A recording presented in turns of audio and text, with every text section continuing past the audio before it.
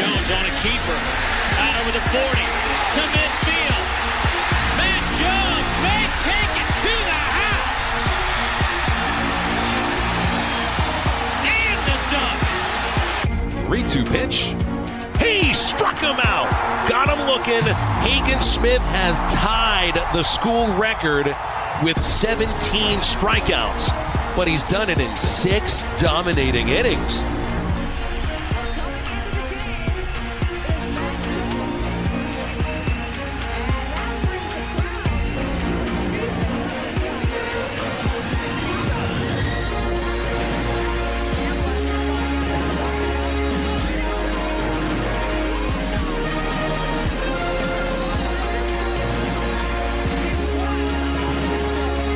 Peyton Holt in center field makes the catch. Runners don't try to score. Zonet's coming home. He throws to third. Sprague Lott fires to the plate. They got him. 5, 4, 3, 2, 1.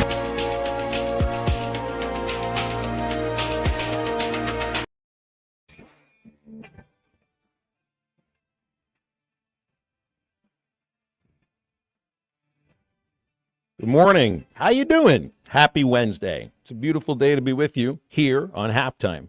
You're listening to ESPN Arkansas, hitthatline.com, and the Hit That Line Now app. I'm Phil Elson. My partner is Matt Jones, and Christian Johnston is in the producer's chair today. I got a box score printed out here and everything. I mean, you can analyze what you watched last night. You can talk about strengths and weaknesses for a team.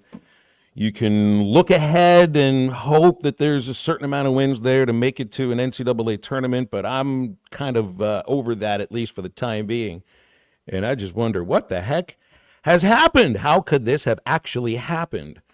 That's the only question I really have right now. Admittedly, there's a lot of basketball left to play. But judging from what we watched last night, I don't know when Arkansas will pick up an SEC victory. So I'm just looking at it from more of an overall perspective instead of just what happened last night, because for the last 4 games, this has not looked like anything that anybody would have expected to see. Good morning, Matt Jones. It was not fun last night. LSU gets the win. Honestly, I look at the rest of their schedule. I don't know the next time they win a game. But I also feel right now a little bit the same way about Arkansas. And that's getting overly dramatic about it. There will be a win somewhere down the line. I'm not sure when it comes. Yeah. Good day to all. Man, it's brutal. That's LSU is not a good basketball team. They have a couple dudes that are athletes. We let Cam Carter look like an All-American. I was thinking of Jordan Watkins, the Ole Miss receiver that we couldn't stop.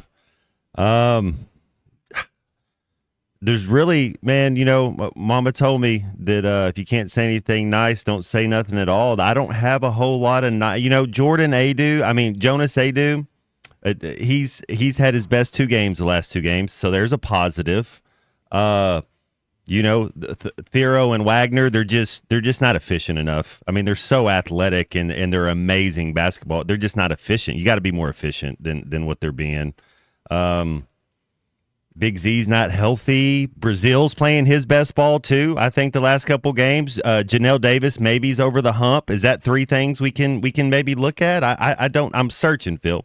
I know that's the thing, is we're going to end up searching if you're trying to point the positives out. All you got to know is 0-4. How could this have happened? Look, I mean, there are plenty of other years where an 0-4 start is going to be disappointing, but you can look at what you got on the roster and maybe even who's sitting on the sideline and think, yeah, maybe this could have happened. Not this. How could that have happened? You have a head coach who just about every program in the country would have fallen all over themselves to be able to bring on their bench if they could afford him. You've got a roster that was so highly rated coming in. You can point to the money that's being spent on them too. It's just from that overall perspective, all these things together, it makes no sense. Not just for an 0-4 start, Matt, but not to know how it is you're going to figure out a way to win a basketball game right now. Because you have the mirage of the first 9 or 10 minutes over the course of most of these 4 games. Yeah, if they were first half games, would be all right. Exactly. That's exactly right. And that's the script that's been followed for these first 4 is, a first half where you have the lead and maybe you play some good defense and maybe you find a way to get a few points in there and then you just can't do anything right in the second half. Well, Turn it over on question, weird plays, allow easy buckets and everything. It's just not fun to watch. my question to you is these rating services. What we're talking about these rating services that say this is rated a good team. What do you not think these rating services, and this is an honest question, if Coach Cal offers you a scholarship, do you not think they put an extra star by the kid's name? Like, just because they're like, Maybe well, so. if Duke offers you a scholarship, they're not going to offer a 2-star. He's got to at least be a 4-star. But if they never, so I think there's some of that because Coach Cal's offered you that they think these kids are, dynamite. There's maybe 2 kids on this team right now that could play in the NBA, but they're 5 years away from really playing. You see how long it's taken Anthony Black to get going. You see how long it takes.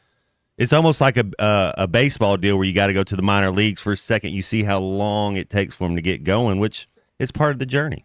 Well, some of these guys were playing for other programs before. I'm not going to call Kentucky like the minor leagues or Tennessee the minor leagues of college basketball. There were 3 SEC players drafted in the first round last year. All these guys in the SEC aren't getting drafted in the NBA is what I'm saying. That's true. And what I'm saying is, independent of the rating services of any of the freshmen coming in, and I love Boogie Flant. He could play on any he's team. a stud. He's a stud. Absolutely. Yeah. Could play on any team. Jonas Adu was one of the best players in the SEC last year. I think he's coming on a little bit right now. His last 2 games, Phil, he's getting better. He's trending upward. You're exactly right. Adu Thero has shown flashes of being one of the more exciting players in the league. John L. Davis was one of the most sought-after players in the transfer portal. Heck, he was best game he's had in the best conference game he had last night. The best game he's played in the Razorback uniform in SEC play was last night. You already know the athletic ability of Trevin Brazile. It's just a matter of if the guy can be healthy, and it looked like he's been coming on a little bit of late too, but, he's out there for 9 to 10 minutes a game right now. And DJ Wagner is showing flashes as well, just like he did last year at Kentucky before the injury. These were guys that have been playing well in college. It's not a matter of like what they were rated coming in this year. It's a matter of not reaching the level of basketball that they were playing before as a gathering in one. I mean, Jonas Adu played on some really good Tennessee basketball teams. They happen to be really good this year without him right now. Well, it helps when you have Tyler Ziegler and Dalton Connect. When you have people that they're not focusing on you as much. He's kind of stepped up where he's kind of more supposed to be the A player, at least the B player. It just doesn't make any sense to me. And it doesn't make any sense, I think, to anybody that's watching. It doesn't make any sense to Cal. How could it make sense to Cal? He's the one who put this together. And look, the idea of the depth of this team, the 8 to 9 players that are basically making the money and getting the playing time. Maybe that's part of this too, but you can't do anything about that for the remainder of this season because these aren't amoebas. They're not going to split and turn into another person. You're not going to draft. You're not going to bring anybody in from free agency. This is your team right now. And look, I think it's a lesson learned maybe for Cal that you can't necessarily just kind of hang your head on 8 guys because right now you're not getting there's about three or four of them that you're not necessarily seeing the level of play that they've already shown in previous years at other stops in college. And it's just not a good basketball team right now. I think it's odd because individually, I think you get some good players. As a group together, it's not a good team. Chemistry. And none of them could even say that, yes, we are a good team. They're a good team. They're a good team in like 7 or 8 minute spurts once or twice a game. And then there's always been that second half run from an opponent, which to me is like the most depressing aspect of it. You see the bursts. 20 to 3. There. Well, we don't change our defense at all. We did a little bit of a 3-2 matchup. It seemed like in the first half a little bit, but we don't make the other team uncomfortable. Like, when you're playing a football game and what do? You got to make the quarterback uncomfortable. We don't make the other team's point guard. We don't make it hard on them at all. We like you said in spurts, but every team in the second half is shooting over 45% against the Hogs in SEC play. Every single team. Once LSU started to extend their defense out way past the 3-point line, I felt like Arkansas wasn't comfortable at all offensively for the rest of the game. And I look at yesterday's game. I thought that was must win. LSU's not good. I honestly don't know. LSU's not going to win 5 conference games. I don't know if they're going to win 4 or 5 conference games. This to me was very much like the Mississippi State football game. Like if you're going to go to a bowl game Doesn't matter if it's on the road. That's the worst team in the league. You have to beat them. And they did in football, and they did it convincingly. And then it happens the other way around in basketball.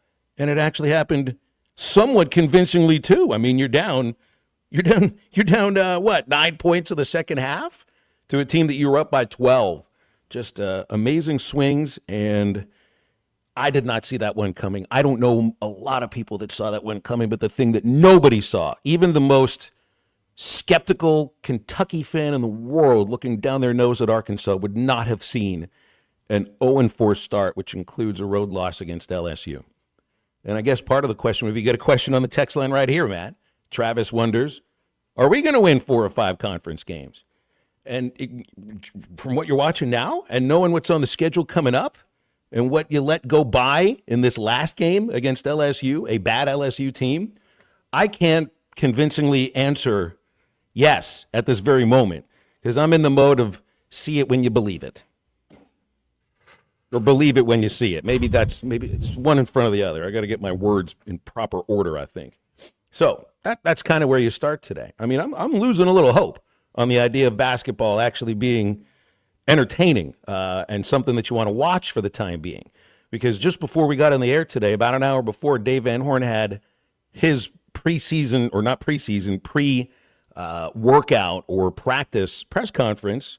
And, hey, it's 30 days away. It's not like we won't be talking basketball here. But now I know a lot of folks are already looking to please save us baseball. So that's like I texted Matt when the game was over yesterday. Very simple, 3 words. You'll hear Matt say it a lot. Let's go baseball. Man, it's it's almost like, can you turn the page and just holler at me when you can win a game? You know what? Call me when you figure something out, and then we can talk. But if you're just gonna do this whole zero thing, you're gonna be a Billy Corgan for the whole season, man. We're not a basketball school either. We're a Fugazi school. I mean, it's like that friend that owes you a lot of money. Maybe we got a good business department. We got a good English school up there. There's logistics are very. There's some very, good things. Very good at there. So that's at least these kids are going to class because they're going to need to, or they're going to have to get an agent that speaks a foreign language. Grant Hall coming up in a moment. Clay Henry is not with us today. He's just not feeling very well, so we'll get Clay on probably next week. So here's what we've got scheduled. Alyssa Orange will join us from Pig Trail Nation about an hour from right now. And Bubba Carpenter, my radio partner for baseball broadcasts, will come up on the phones at 1:15. Lots of time for calls and texts as we go throughout the show, too. And, I mean, you just heard how I feel about basketball right now. It's like, yes, Matt, I think you put it perfectly. Like that friend that owes you a lot of money that sometimes you're not quite sure, what end of the spectrum, the personality spectrum when they're on they pay that you day. that $200 back, they ask for $400 again. They're like, hey, That's remember right. I paid you back, but I need another loan. It's almost like Brian in Ozarks. Like, yeah, we'll talk to you when you pay it up. So win a game and maybe we'll talk. Grant Hall coming up on halftime in just a moment. I'm kind of a big deal. People know me. This is halftime. It's like Clark Kent. This guy is dominating offensively. Indeed, he's also a quality guy. We had more fun talking with him. He was a walk-on. Now he's an All-American. He also is brilliant. He's a great student. Last week he got his MBA. The guy is just what top football is all about. I've been called everything. Clark Kent, Kurt Rambis, Drew Carey, you name it, I've been called it. Listen to every Razorback football game this season right here on ESPN 95.3 and hitthatline.com. With the new $7 Lux Cravings box from Taco Bell, luxury is all in the details. A cheesy gordita crunch with the crisp bite of a crunchy taco wrapped in a pillowy flatbread. A beefy 5-layer burrito with seasoned beef stacked on velvety melted cheese. A crunchy taco, chips and nacho cheese sauce, and a medium drink. All for just $7. Live Lux for less today at Taco Bell. At participating Taco Bell stores for a limited time only while supplies last. Price and participation varies. Drinks excludes free tax extra. Hey, it's Ty Richardson, my buddy Simon Wheeler with Wheeler Power Sports. Stop by the studio. Simon, what's going on post-Christmas? If you have a name brand motorcycle, ATV, or side-by-side you would consider selling or trading, call or text or use bike buyers at 479-783-5822 or visit us online at WheelerPowersports.com. Buy, sell, or trade Wheeler is the one for 2025. Try to be Fort Smith's authorized dealer for Kawasaki, Suzuki, Polaris, and Slingshot. Simon Wheeler at Wheeler Power Sports in downtown Fort Smith, keeping the good times rolling since 1967. Evans Body Shop in Van Buren is a proud local business serving the River Valley since 2006. Thanks to our customers, our business is growing. We invite you to stop by, call, or drop in and visit with us about our new paint system, work efficiencies, and certification training program for our entire team. Our commitment to you is to continue to embrace new technologies and operational enhancements that provide the very best experience for you, our customers. 412 Gordon Avenue, Van Buren. Evans Body Shop, where we meet the nicest people by accident. Happy New Year from all of us at Crabtree RV Center in Alma. We invite you to party with us all year as we celebrate 75 years in business. We are proud to have served the River Valley and Northwest Arkansas area for 75 extraordinary years. Here's to 75 more.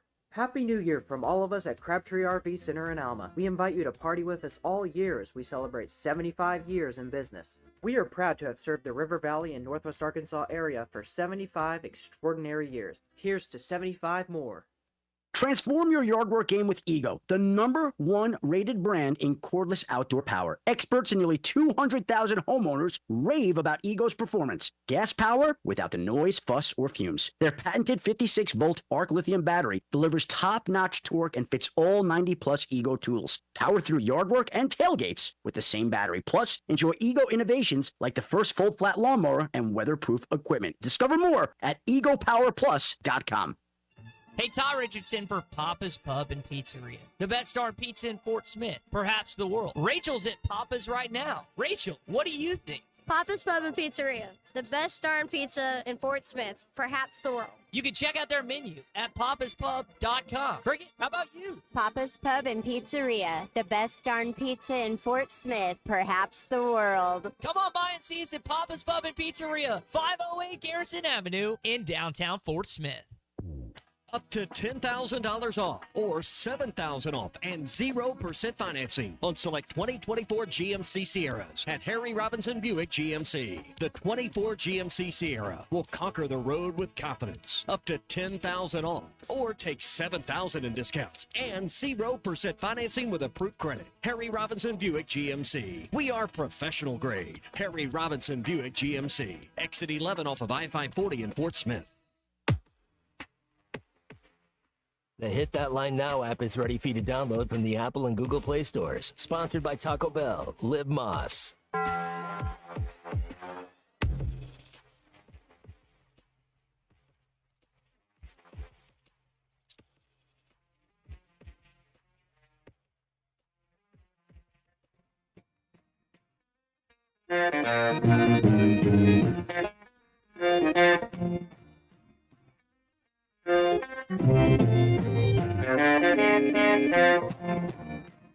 Boom, boom, boom, boom. Gonna shoot you right down. Take you in my arms. I'm in love with you. Love that is true. Boom, boom, boom, boom. I like the way you walk. I like the way you talk. When you walk that and you talk that talk, you knock me out right off of my feet. Start halftime on 99.5 in Northwest Arkansas, 95.3 in Fort Smith and the River Valley, 96.3 in Hot Springs and Central Arkansas, 104.3 in Harrison and Mountain Home, and everywhere on hitthatline.com. Join the conversation. Call or text 877-377-6963. Now back to the hosts. Here's Phil Elson and Matt Jones. Hall of Fame sports writer and sportscaster Grant Hall with us on a Wednesday morning. Hi, Grant. What'd you do last night? I watched the ball game like everybody else. I knew the answer. Did you have fun watching that game? That was a little depressing to watch. Yeah, the first part, Arkansas has gotten off to 3 good starts in these games. What was it, 10-2, 11-2, and 28-16 or something like that, and then led again in the second half, 52-44, I think, or some such score. And they can't finish them off. And I said Cagney. Remember him, Ron Cagney? Yes. John Calipari said afterwards, "I'm not cracking. Let's keep going." Remember, he was 0-6 at UMass one time. I think 88, 89. It's been a long time ago, but he has been here before. So it's funny, that Mike White calls this the new SEC with its frightening athleticism. And Matt, you would have loved playing against those guys last night, wouldn't you? They blocked 11 shots. Arkansas blocked 6. A lot of the game was above the rim, so I guess it's fun to watch for somebody. There was a lot of athletes out there, but there wasn't a lot of basketball players out there. No. Yeah, that's the thing. They're just keep learning, keep watching film, keep hitting shots, because Grant, you got to think that if you most of the time you have one of the most athletic teams, like eventually they figure it out, right? That's funny. I was talking to Mike Irwin after the game, and we were talking about how it just seems to us that Arkansas is circled by everybody. Even though Arkansas is struggling this year, it's been a team that's been pretty good through the years, and Calipari's been very good through the years. So, you don't get anybody's slack effort. I mean, last night they called it two desperate teams, and the LSU was for sure. I mean, and they've got this Cam Carter who came from Kansas State. He scored 27. They got Collins who could jump out of the gym, and but I mean, I know a lot of people are going to look at the 26 out of 28 or something for LSU and 11 out of 13 for Arkansas from the free throw line. But to me, the more aggressive team gets to the free throw line, Matt. And I tell you what, I think what turned the game was the 7-point play by Brazil when he turned the ball over. They went down and got a dunk, and then the very next time down, he comes to hit a screen. Gets a flagrant, they hit 2 free throws, then they get the ball out and they hit a 3-pointer. It was a 7-point swing in third. You're exactly right. That flagrant was bogus, though.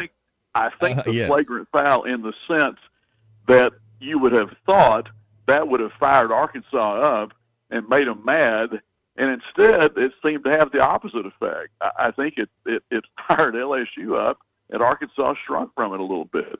And then they of course they got their own flagrant foul, which probably wasn't one, but they had to call it because of the other one, right? I mean, it wasn't quite. Oh, you're talking about the first one on LSU that it yeah. Kind of, and then Brazil. I think they're the one you would have thought would have hurt LSU, which it did in the immediate aftermath.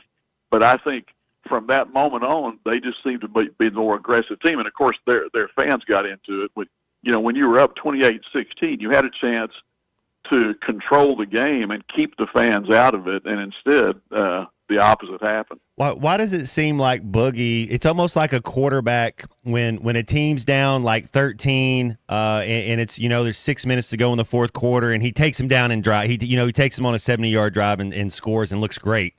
When we're down at the end of the game, it seems like Boogie looks great. He goes on his little spurts. I don't know if it's just attention to detail, if it's you feel the heat of the moment that, hey, we got to do something. But he does seem like he has spurts late in the game where he plays really good. Yeah, he scored 10 straight points, 10 straight of Arkansas's points. But then after that, I think he missed 2 or 3 more driving layups, and he shot an air ball 3. And I think that's playing 38 minutes at a high level. I think it probably got to him at the end a little bit. But if Calipari's not going to crack, then I suppose the rest of us, and the players aren't either. But now they're going into this hornet's nest at Missouri, where this is the first 3-1 SEC start they've ever had, and to win like they did last night against Florida, their fans are going to be crazy on Saturday. I mean, that might be the hardest game of all so far.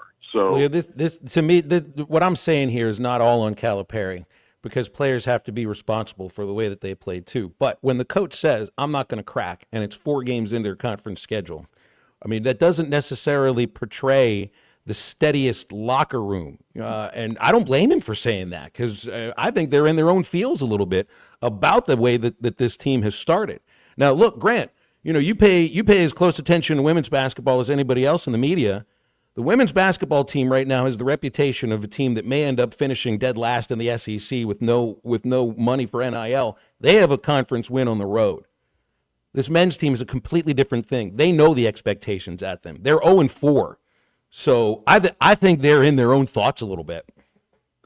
Yeah, it's interesting. I went to Mike Neighbors' luncheon yesterday at the Catfish Hole, and they still have a good turnout. As he pointed out, when he went to the Final Four at Washington, they had about 8 fans that would go to something like that.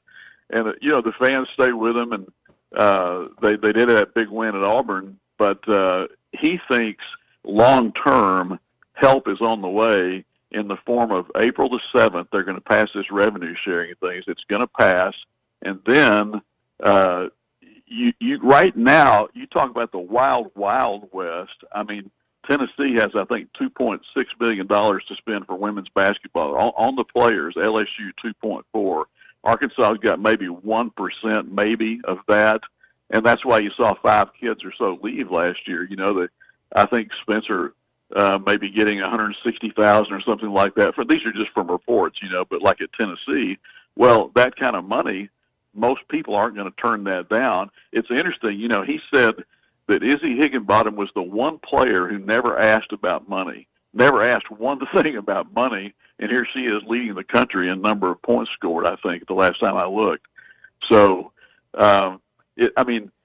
help is on the way. I think it's gonna eventually get back to some sort more of some type of normalcy, but right now you just have to, they're both taking their lumps, and I'm not sure how much better it's going to get.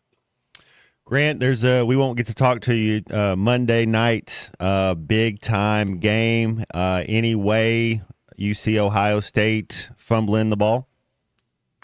No, Matt. I mean, I maybe just because everybody thinks they're going to win and they're favored by 8.5 points or whatever. Notre Dame's had some magical moments in football and basketball through the years, as we know. So maybe we'll all be wrong, but I could think of 3 or 4 or 5 SEC teams that I would rather see play Ohio State in this game. And that's not to say that, that Notre Dame didn't deserve it or anything. It's just that I don't know that you would. I mean, would Georgia be an 8.5 point underdog to Ohio State?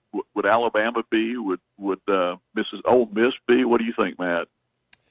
No, I think I'm with you. I don't think Notre Dame is the second best team in the country. I think there's a handful of teams but they made it there. They lost their best offensive lineman, so that's going to hurt them. They had one of their running backs get hurt. That he's not 100%, but that's part of it. It's war of attrition. But when you're talking about having money to spend on a roster, Ohio State spent the most money. I mean, this is when it works. I mean, they went out, they got Chip Kelly.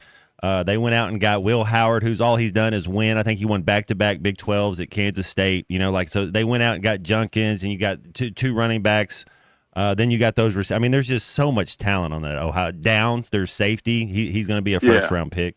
But Ole Miss spent a lot of money too. I don't know if it was quite to that level. I don't. Judging from what I saw from Ole Miss, they're incredibly talented. But I don't trust that if they were on the same field as Ohio State, that they'd be able to go out and play their best at all. I'd have Ohio State over Ole Miss. Yeah, I think I would too, to win the game. I just don't know that they'd be favored by 8.5, but maybe they would be. Who knows? But I think one thing Ohio State's done that's interesting this year is they've slowed the game down. If you read the story today about that, was an intentional thing to have a number of plays than a lot of teams. They even huddle. They huddle sometimes, and they talk about looking at Will Howard's eyes, in the huddle. Matt, you probably, you could talk about what the huddle means to a team maybe, but it's kind of old school. But they did this because they expected to play probably 16 games. I mean, that was the goal. And so if you play a long season like that, it reduced the number of plays and exposures to injury. Well, I'm with it, especially having 2 running backs. If I'm a running back in today's game, I want a partner. You want a stable. You don't want to be. You can't take 27 carries. You want to split it up. Grant, when I look at the NFL playoffs, I'm going to ask you about one game. Now, I am a little nervous for the Eagles when they play the Rams. I think the Rams are going to give the Eagles problems. I know they met earlier in the year, and Saquon Barkley had 300 yards on him, and it wasn't a matter. But lots changed in the last 10 games. But the Bills-Ravens, man, what? That's a coin flip game. Who wins this Bills-Ravens game?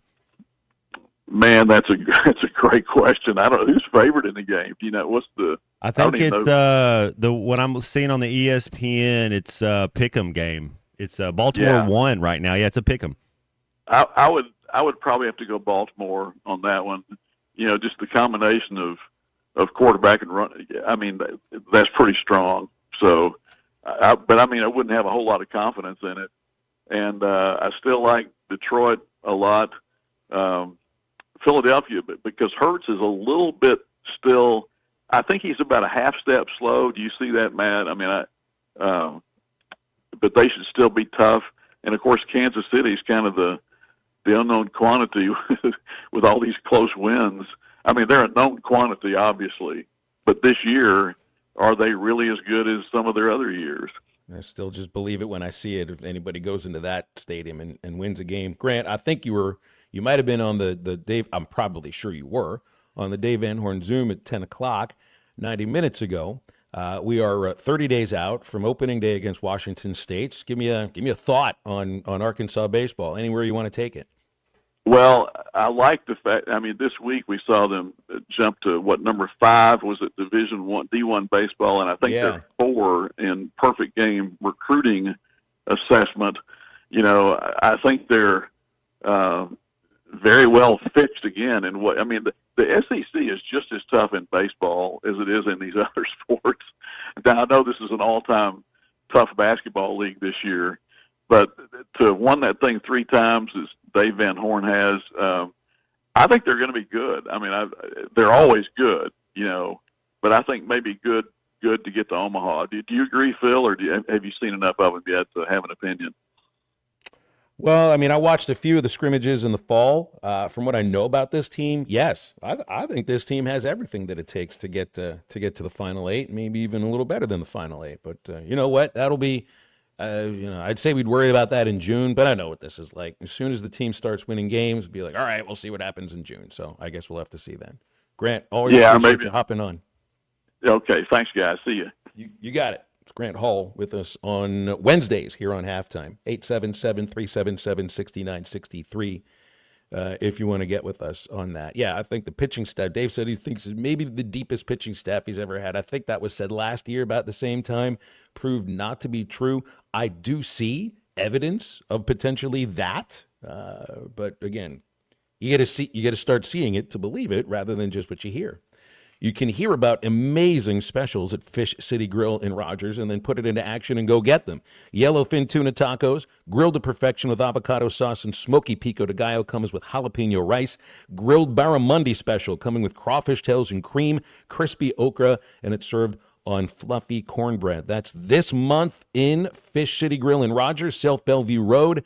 You can call 479-636-8833 for Fish City Grill favorites, curbside pickup or delivery, and they're online at fishcitygrill.com. And we're back with more Halftime right after this break. Hasta la vista, baby. This is Halftime. You can now download our new app in the iTunes or Google Play Store. Listen anytime and anywhere on your favorite mobile device. Just search Hit That Line now. The best selection of RVs is now even better at Wheels RV in Springdale. Wheels RV has added Brinkley RVs to the already loaded lineup of Grand Design and Forest River products. See the Brinkley Model Z, the latest innovation in luxury fifth wheels. And like always, every new RV comes with a lifetime warranty, so you can camp with confidence. So stop in and find out why Wheels has been voted best RV dealer year after year. Wheels RV, 5 miles west of exit 72 off of I-49 in Springdale. Seek, explore, discover with Wheels RV. Hey, fans! Welcome back to Fansville's Cheers and Tears. Oh. Okay, so like everybody deals with losing, right? To a rival on a last-second field goal. Whatever, it's fine. I'm totally fine. But I cope with losing with an ice-cold Dr. Pepper. Those 23 flavors are like so delicious. They totally wash away the pain of your college football team taking a big fat L. College football, it's a pepper thing. You're listening to Halftime live from the Crabtree RV Center studios. Crabtree RV Center, where RVing is life. Old Man Winter is here, bringing cold, nasty weather. And Jelco Outdoors has all the gear to keep you warm and dry. Insulated coats, jackets, overalls, coveralls, thermal socks, and gloves. For kids, up to men's 4X. Jelco Outdoors has the largest selection of winter boots in the River Valley to keep your feet warm and dry. Need a portable heater? Jelco has plenty of Mr. Heater portable propane heaters and accessories. Come see us at Jelco Outdoors. Stay safe and stay warm this winter. Jelco Outdoors, 4600 South Zero in Fort Smith, your cold weather store. Has your spouse suddenly entered the transfer portal, going from a franchise player to a prima donna ready to take the money and run? Don't let her get away with a huge buyout. Be proactive and call Mock Legal Solutions today to ask about custody, alimony, and child support. 479-769-1505. Because even in divorce, the best offense is a good defense. Mock Legal Solutions, real advice, reasonable price. I think we should start seeing other people.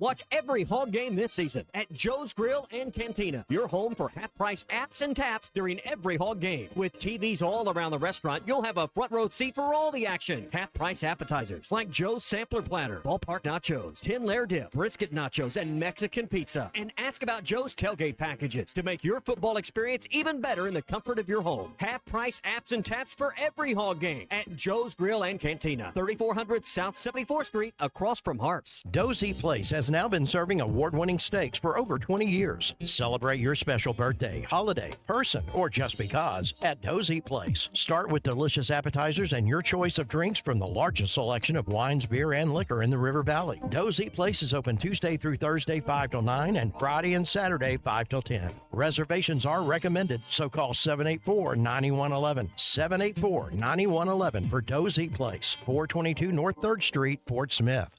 Hello, this is Sebastian County Assessor Zach Johnson here to remind you to assess your personal property by May 31st to avoid late penalty. You can do this in person at one of our 3 locations, over the phone, or online by going to www.countyservice.net. I would also like to remind any current homeowners or any individuals buying their homes on contract to contact our office and check your eligibility for the homestead tax credit. Contact us today and see if you qualify. The homestead tax credit can save you up to $500 off your tax bill. This ad sponsored by the Sebastian County Assessor and paid for by Amendment 79. Looking to protect yourself and your family this flu season? Law's Drug Store at 6802 Rogers Avenue offers the latest vaccines for adults and seniors in both COVID-19 and the flu. Law's Drug Store has friendly pharmacists ready to assist you with no appointment necessary. Call 452-6116. It's quick, it's easy, and in most cases, free with your insurance. Law's Drug Store, 6802 Rogers Avenue behind Outback Steakhouse. Open 6 days a week to care for you and your family.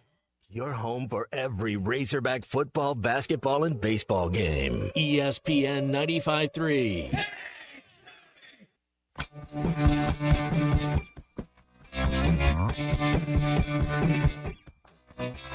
I saw you in the night next to me.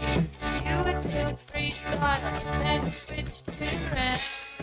To the little bit of backstroke I could see underneath. Your screaming cat, it a pity you had dark colored hair. Baby, you was blonde for all I know. I had goggles on, they were getting foggy. I much prefer swimming to jogging. You're listening to Halftime with Phil Elson and Matt Jones. Want to jump in the conversation? Call or text 877-377-6963. Now, here's Phil Elson and Matt Jones. Back on Halftime here. Phil Elson, Matt Jones, Christian Johnston, and you, if you want to do it, 877-377-6963.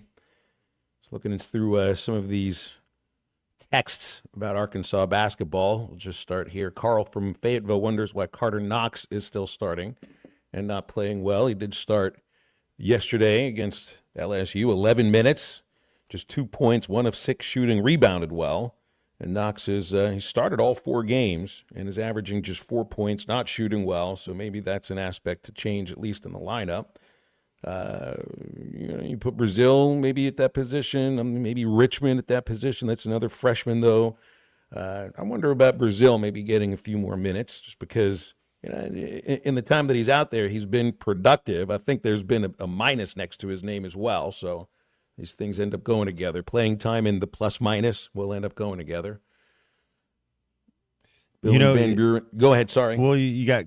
I've never understood. Now, coaches, we all have coaches all have their reasoning for, but I've never understood unless he's a good player, practice player, locker room guy. I don't understand how a guy starts the first half and the second half and doesn't play any. He's when you're always that first sub out. When the first time the horn buzzes, you're going out. It's just it's a hard spot. How do you expect the kid to play good when he's starting and then you take him out the very first time he's playing 8 minutes a game? You can either start and go, or I don't get it. How can you start, but that's the only time you get to play? Bill did some of the research for us for Brazil. He texted in earlier about it and looked on the box score, -11 against Ole Miss, -10 against Florida, -11 against LSU. So, that's a reason why you're not going to be out there.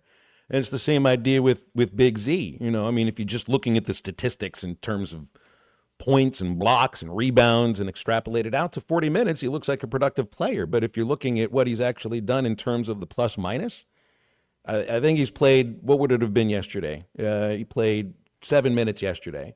I don't mean, it's not all on Big Z, but it's just everybody's reaching for reasons or what the patch is going to be to fix things. And he's played 26 SEC minutes, and he's -28. If routinely your team is worse than the opponent by a point per minute, more than a point per minute when you're out there, it's going to be tough for the coach to give you playing time. That's kind of what I was getting at a little yesterday with the idea of do we know what it is that they do well? What can you hang your hat on? When we're looking at the guys that are on the bench right now and thinking that they are we're hoping that they're the answers, but there's such a negative plus minus on them. Where are the answers then? And I don't know where they come from, but I'm not paid for the answers. That's Cal that's paid for the answers and his coaching staff. Seth and Rogers asks, when can we say, well, the UK fans were right because sometimes the jilted ex is really right? To make a grandiose statement about whether or not Cal was the right hire or anything. Half a season, I'm not sure if that's the way to look at it because, I'm not ready to bury Cal's career or anything and say that, he's lost his fastball. It's one team. It's half a season. We'll see if the things can turn around for this year, but then there are lessons to be learned if the way you put this team together didn't lead to, not even getting out of the ocean, never mind the promised land. So, I'm not ready to say that because Kentucky is playing lights out for now and Arkansas is not, that means that, they're in a much better position than the Razorbacks are. It's just, at this point, on January 15th, however many months after the drama, Kentucky is in a better place. We'll see next year. Got to be more efficient on offense. We got athletes out there. I love 21. I love 3. Got to start with your defense. I don't know, Phil. They look good when they're playing defense, getting turnovers, and then they get a little stagnant. It's like whenever the team does punch, we don't really punch back. We don't really have a counter punch. LSU is not a good team, man. They're not. That's as bad as a loss as you can get. But then I look at how we played that Miami Hurricane game, and I don't think they beat the women's soccer team or something. That's the only other win they got. They haven't beat anybody, and so you're looking back at that game. Miami was up 18 on us most of the game, and we had to come back. I really just don't think we're a good basketball team. Well, that is the way that it looks for the time being. Miami, by the way, is 4-13. They beat Presbyterian or something. I think it's their only other win since we played them. They haven't beaten an ACC team yet. It's a bad team. We talk about this in football. Well, how many teams did you beat that are going to a bowl game? How many real teams? How many teams does this Razorback team beat that are going dancing? Michigan. That's it. That's it. Until your first SEC win, because right now, just about anybody that you're playing sometime soon, at least for the time being, has the resume to play in the NCAA tournament. LSU does not. And that's what's like you were going into it yesterday. We are going to call this a must-win game. because you can not excuses, you can look to reasons why that it makes sense that Arkansas lost at Tennessee. Maybe not quite to that magnitude. It made sense watching them play against Ole Miss. That's just a disciplined Ole Miss team with a terrific head coach. And they beat you in your own building. Shouldn't happen, but it did. I think Florida just is a more athletic, deeper team overall than Arkansas. Those three teams, to me, they can be Sweet 16 or even better Elite 8, Final Four teams, I think, in a couple of cases. LSU's not even going to go to the NIT this year. I mean, I was looking down their schedule. I don't think they're going to win another game this month. They're at A&M, they're at Auburn, or they're at A&M, at Alabama, then they host Auburn. Those are three teams playing some pretty good basketball. Then it's Texas, at Georgia, Ole Miss, and then they get the Razorbacks again at Bud Walton Arena. I mean, I'm literally looking at potentially 6 more losses in a row before LSU plays Arkansas again. That's why it's so disappointing. It's not really the 0-4 start necessarily. Yes, that is. I think for me, it's who the fourth loss came against.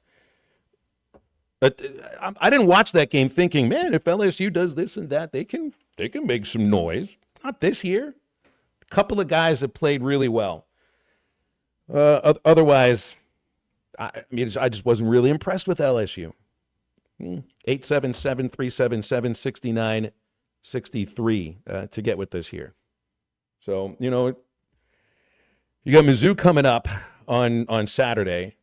Missouri hasn't lost a home game. They just went to Bama and beat them on their own, or they go beat Ole Miss. They went and beat Bama, didn't they? I think that's just double check on it because I didn't pull up my schedules and I wasn't watching outside of just the Arkansas game yesterday. But they beat Kansas at home. Who was it yesterday? They beat Florida on the road. A team that, by the way, hammered Tennessee in their own building. Florida hammered Tennessee at the Exact Tech Center 2 weeks ago. That's what knocked Tennessee out of number one. And Mizzou beat him 83-82. It's their second top 10 win. Missouri went to Florida and beat him. You're right. Ole Miss went to Alabama and won by 10. Bummer. Real bummer. I don't even know any other way to put it. To me today, the way that I want to converse about Arkansas basketball isn't really right now to try to point out the little rays of sunshine because I just don't see enough sunshine. I just don't know how it got to this because it makes no sense whatsoever. I don't think it makes sense to anybody that's involved in it, that's sitting on the bench, that's wearing a uniform, that's wearing a shirt and tie on the sideline, that's broadcasting the game, that's working for ESPN, everybody. I don't feel lied to. I just don't understand how this happened. Because every other John Calipari coach team that I've been around for has been good in the SEC. Save for maybe one that, went to the NIT, and that's it. That's why I don't get it. That's why I don't get it. It's the first 0-4 start since John Pelphrey. John Pelphrey and John Calipari should not be connected in any other way that they were both Kentucky guys. That's the only way that they should ever be connected. And now they're connected through 0-4 starts in the SEC. One of them is a guy who's not a Hall of Fame coach.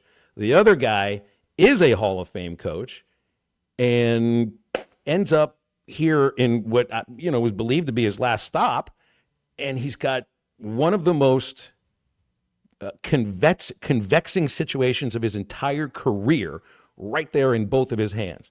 I mean, I'm very interested to see how it's handled by John Calipari because he's the one that's got to fix it. And you hear him talk about it. He knows that. He's taken the responsibility for it. Quick break here on halftime. We'll come back and wrap up the first hour in just a moment. We all go a little mad sometimes. This is halftime. Hey, Ty Richardson for Jam Mart. Jam Mart is always trying to save you money, and that's why they partner with Valero. Hook up your checking account to the Valero Pay Plus app, and you'll get 10 cents off a gallon, plus other special deals on holidays and more. Jam Mart and Valero, passing on the savings to you. Now available at the 3 Fort Smith Valero Jam Mart locations. And stop by any of the 6 Jam Mart locations in the area. Jam Mart, the leading gas station and convenience store in the region. Who can you trust to sell your home for the most money with the least amount of drama? You need a team of agents with decades of experience, commitment, and of course, tens of thousands in marketing. I'm talking about the Limbird team. Tara Limbird, Limbird Real Estate Group, has sold over $1 billion in real estate. Tara's team could give you a cash offer in 72 hours, or use Tara's high-octane marketing to sell your home quite possibly for thousands over asking. Find out more at LimbirdTeam.com. LIMBIRD. Hi, I'm Kelly Smith, owner of Dixie Digital Imaging. Are you in the market for a new office printer or multifunction device? Look no further. At Dixie Digital Imaging, we bring a legacy of experience and a rock-solid reputation. Our state-of-the-art solutions are tailored to meet your business needs seamlessly. Why settle for anything less? Call us now at 479-783-6600 to get a quote on your next office printer or multifunction device. Elevate your office efficiency with Dixie Digital Imaging, where experience and reputation meet excellence. That's Dixie Digital Imaging, bringing document innovations to the River Valley. It's Ty Richardson with owner and operator Cecil Gardner with Jasco Graphics, now 17 years in the industry. Cecil, this is the one-stop shop. Yes, Jasco Graphics Design, the one-stop shop, 2415 Midland, for your custom or buck order. Why ESPN 95.3? I really enjoy listening in, and it keeps my day going while I'm at work. Jasco Graphics Design, 2415 Midland. It's on the corner of Midland and Kelly. Jasco Graphics, the one-stop shop.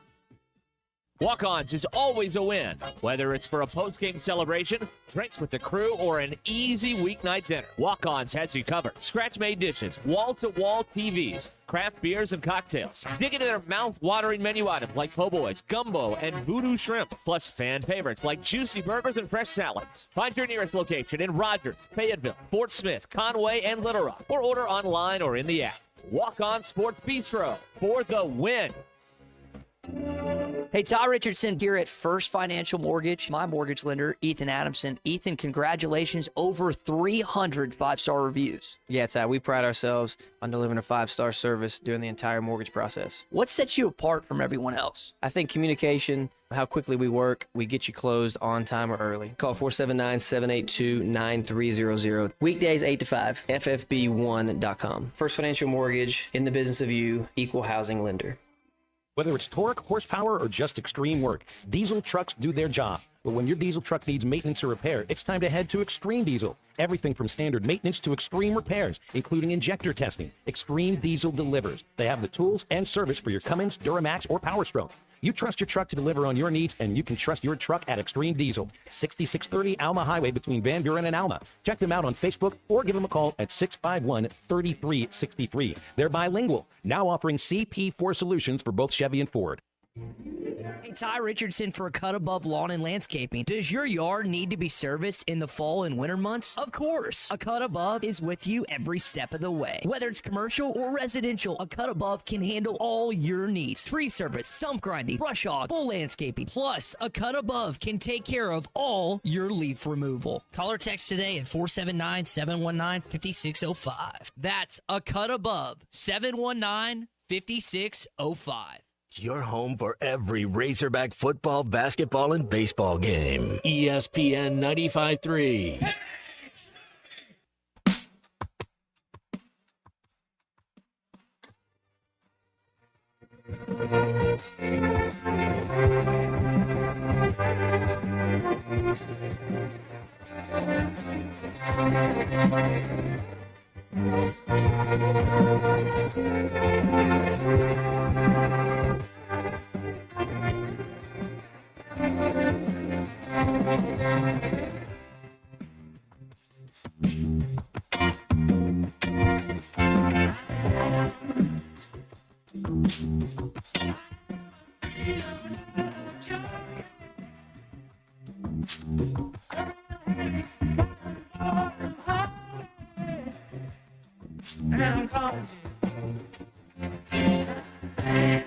Welcome back into Halftime Live from the Crabtree RV Studios. Crabtree RV Center in Alma, where we make your dreams come true.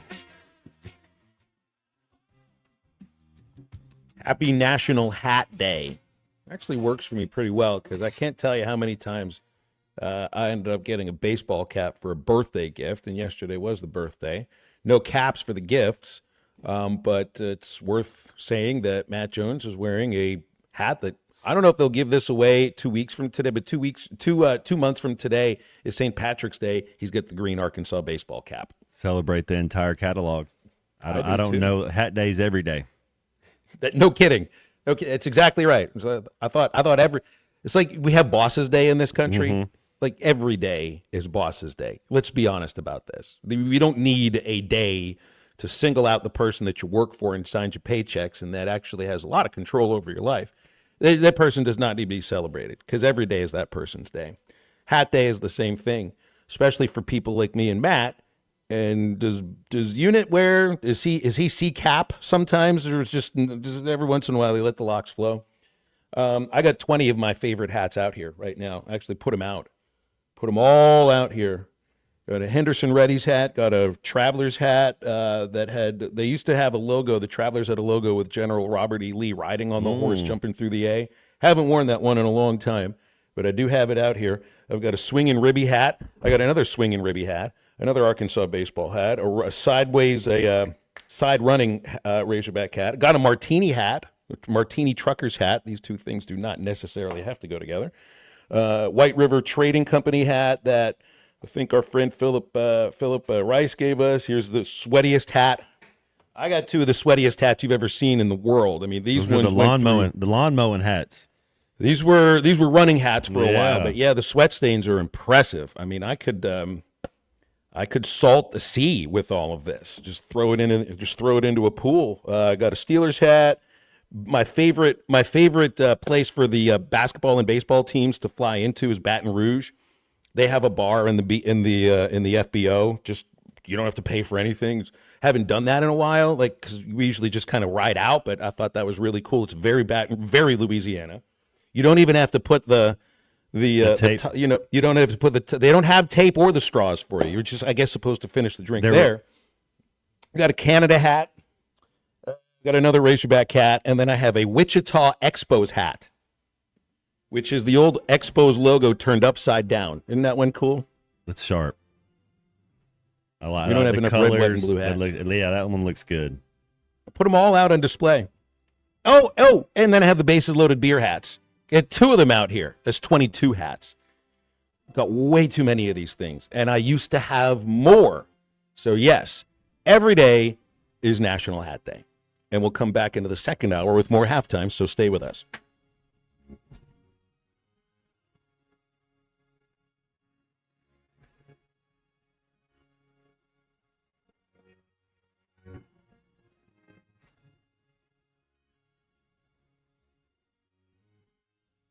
Valley Family Dental at the entrance to Riley Farms provides every type of dental care and procedure for you and your family. General dentistry, braces, implants, same-day crowns, and cosmetics. Dr. Sparkman, Farmer, and now Dr. Blaine Van Nice work to give all of their patients a better life with a better smile. Valley Family Dental, 5901 Riley Park Drive, Suite A at the entrance to Riley Farms. Let them know you heard this on ESPN Radio and receive $300 off a snore guard. Valley Family Dental, 479-226-3500 for an appointment or visit valleyfamilydentalpractice.com.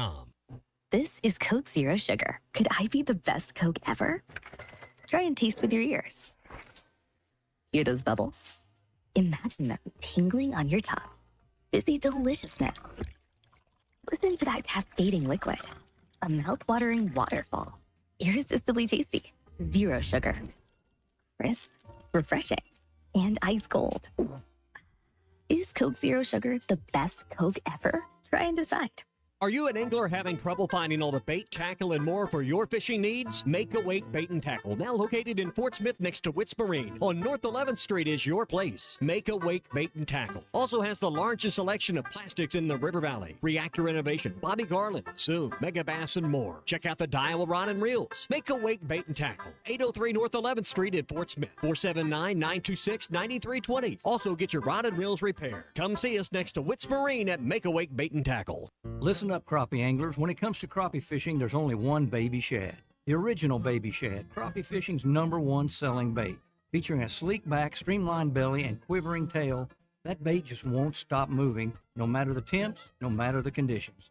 Built for dead sticking and action-based techniques also, the original Baby Shad gets right to the point, catching slabs and filling freezers. Bobby Garland Crappie Baits, the leader in crappie fishing innovation.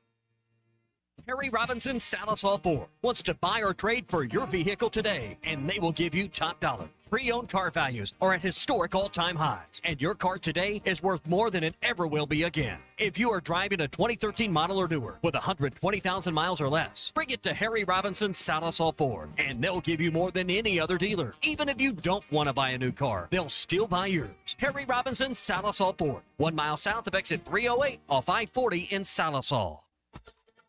ESPN Arkansas weather. For today, lots of sunshine. Our high temperatures today will be in the low to mid 40s. Later on tonight, mainly clear and overnight low will drop down in the upper 20s to near 30. On Thursday, back to sunshine. Our high temperatures on Thursday, low to mid 50s. And Friday, an increase in the cloud cover, a few rain showers and a high, low to mid 50s. I'm Sally Russell with your forecast on ESPN Arkansas. And all my automobiles is 95.3. When I come into my shop, 95.3 in the front, 95.3 in my office. ESPN 95.3. KERX Paris Fort Smith. This is Halftime, coming at you from the Crabtree RV Studios on ESPN 95.3. Coming to you live from the Crabtree RV Center Studios. Broadcasting on ESPN Arkansas and streaming on hitthatline.com. We got a good one tonight. You got to take me here. That's the perspective.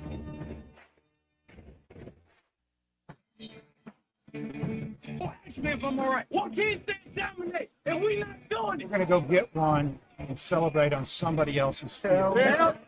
Matt Jones, man, take it to the house. And the dunk. You both said you had very motivational words at halftime. It's Halftime with Phil Olsen and Matt Jones. From the bottom of my toes to the top of my head. My heart, dog. Let's go, man. The angles were so bad, we showed them at halftime. What they for one racerback? Like, what in the world were we thinking? It's vintage Matt Jones. 1, 2, 3. Call or text 877-377-6963. Now, here's Phil Olsen and Matt Jones.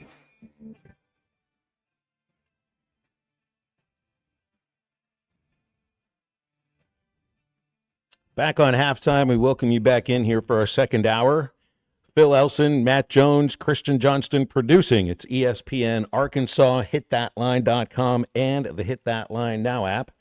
We usually be welcoming in Clay Henry today, but Clay is a little under the weather, so we'll get him on either later in the week or next week. I know there's been some crud going around, so I know Clay's feeling somewhat better, but I don't think he had much of a voice. And that's been going around too. It's like it was about a month ago. About a month ago, I, for the first time in like 9 or 10 years, lost a piece of my voice. It used to happen to me more, Matt, when I did Traveler games. And they were like 140 games, and sometimes you had 21 days in a row. Haven't had to worry about that kind of a schedule in a long time. But I don't know what it was. There's something going around. I had to tell Mike Neighbor sitting next to him before an interview once, was like, Coach, I feel like a pitcher that's just experiencing dead arm syndrome when you didn't expect it. It doesn't hurt. There's nothing wrong with me. I just didn't have my fastball. So I think Clay's lost his fastball and maybe his changeup at the same time. Well, we wish him a speedy recovery. Absolutely. Get him doing right. So if you want to get in, now's the time. 877-377-6963. Alyssa Orange from Pig Trail Nation coming up in about 15 minutes. So let's go to Charlie, who's called us first here, like usual, right after 12 noon. What's up, Charlie? How are you?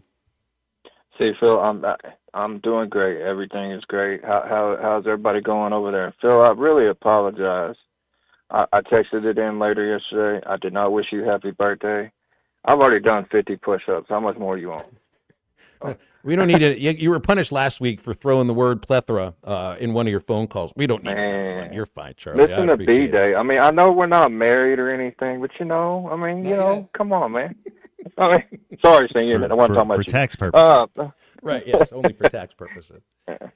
Yeah, man. But no. But you sound down, though, Charlie. You sound bummed out. I mean, that's kind of the way I'm feeling with basketball right now, just because I want to like research things and watch things in slow motion and say, well, if this happens and that happens, you get this guy some more playing time. Maybe things change. I don't right now. I don't see it, and that's why I'm feeling just a little bummed. Well, you should have heard my call last night with C Unit and Matt. They can both tell you. I don't have an answer. It was not a good call. It wasn't like I'm sitting on there piling on. You know me, I'm not a pile on person, and I'm not a person that's gonna call in and say fire everybody, bench everybody. But it's tough. You're correct. I think it's part of the reason I'm down. I'm also extremely tired from work. It's been what it's been this week, so just dealing with that. But yeah, man, and it was tough last night watching it, and us come up short. But as we talked about, me, the unit, and Matt, there when I called in, in this league, there's no guarantee wins this year at all, and it's tough that you just couldn't get it done last night. And look, LSU will win some more games, man, but they're not that great either. And then to see Missouri go into Florida and win, I mean, that almost made me it's not that I'm not going to stop watching this team. I never stop watching. I'll keep watching. But I think what I'm going to do, Phil, is I've decided I'm going to watch these games and I'm lowering my expectations. I have to for myself, because if I keep those expectations high, then I'm crazy. I mean, I have to be real with myself. I have to be realistic about what's going on, and nobody wants to. I mean, I'm like you, Phil. I don't want to just grab the towel, throw it down, and get ready for baseball. But I really don't know what to do right now with this team. I don't. But, the sun's going to keep shining, man. And, for the kids, you got to go keep working, and it is what it is. It's tough watching this as a fan. And the thing with the NIL and everything, you had talked about this at one point. You had mentioned this. I'm pretty good with some of y'all's recalls, but you had talked about the pressure, with all the NIL involved with this team. And the fact of the matter is, let's just be real, the NIL support for the basketball program is much better than the football team. Let's be honest, the criticism, it's going to be higher because of that. But my question is, Phil, is that fair? But I think it falls back on Cal. It has to, right? He's the man. But is it totally fair? I wanted to see what y'all thought about that. And yeah, man, I'm gonna get off here and I'm gonna listen. Y'all have a good one. You got it, Charlie. Thanks. I think any criticism without nastiness is fair, and I thought that before too. I mean, it's okay to say that somebody is not as good as you thought that they were, whether they were being paid or whether it was just on scholarship. I do wonder. I mean, these guys know what they're getting paid. Maybe we don't. Whatever you want to call it, whenever it lands in their bank account. But I also know that when you're an athlete at this level, and this is an incredibly high level of just being an athlete, independent of the sport that it is, you hold yourself to a certain standard anyway. Otherwise, I don't think you'd have gotten to where you are. It's got to be very difficult for all of these guys, because I don't think they're used to this level of losing. If you look at where they were playing before, or in high school, they've never faced anything like this, and Cal has, but it's been 30 years. Little adversity, you'll find out. I'd go to say that you're right, Phil. That these kids on this team have never started a season 0-4 before in conference play, whatever league they were playing in. They're not having success at all. And no one's feeling bad for them on the other side. But you could put out an opinion about a player, and you can have a certain way to describe how you feel about that player. I think these guys right now are just being hard on themselves too. I mean, I'm hard on myself for every day with this radio show and every broadcast I ever do.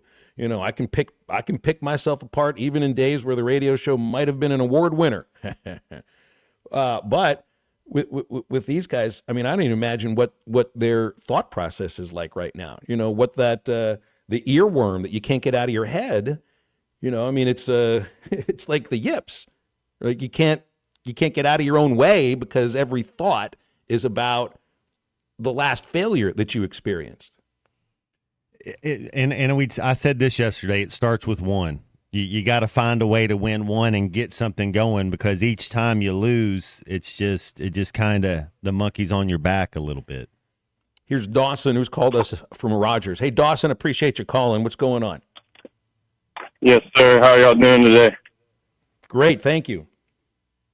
I just wanted to touch on the game a little bit last night.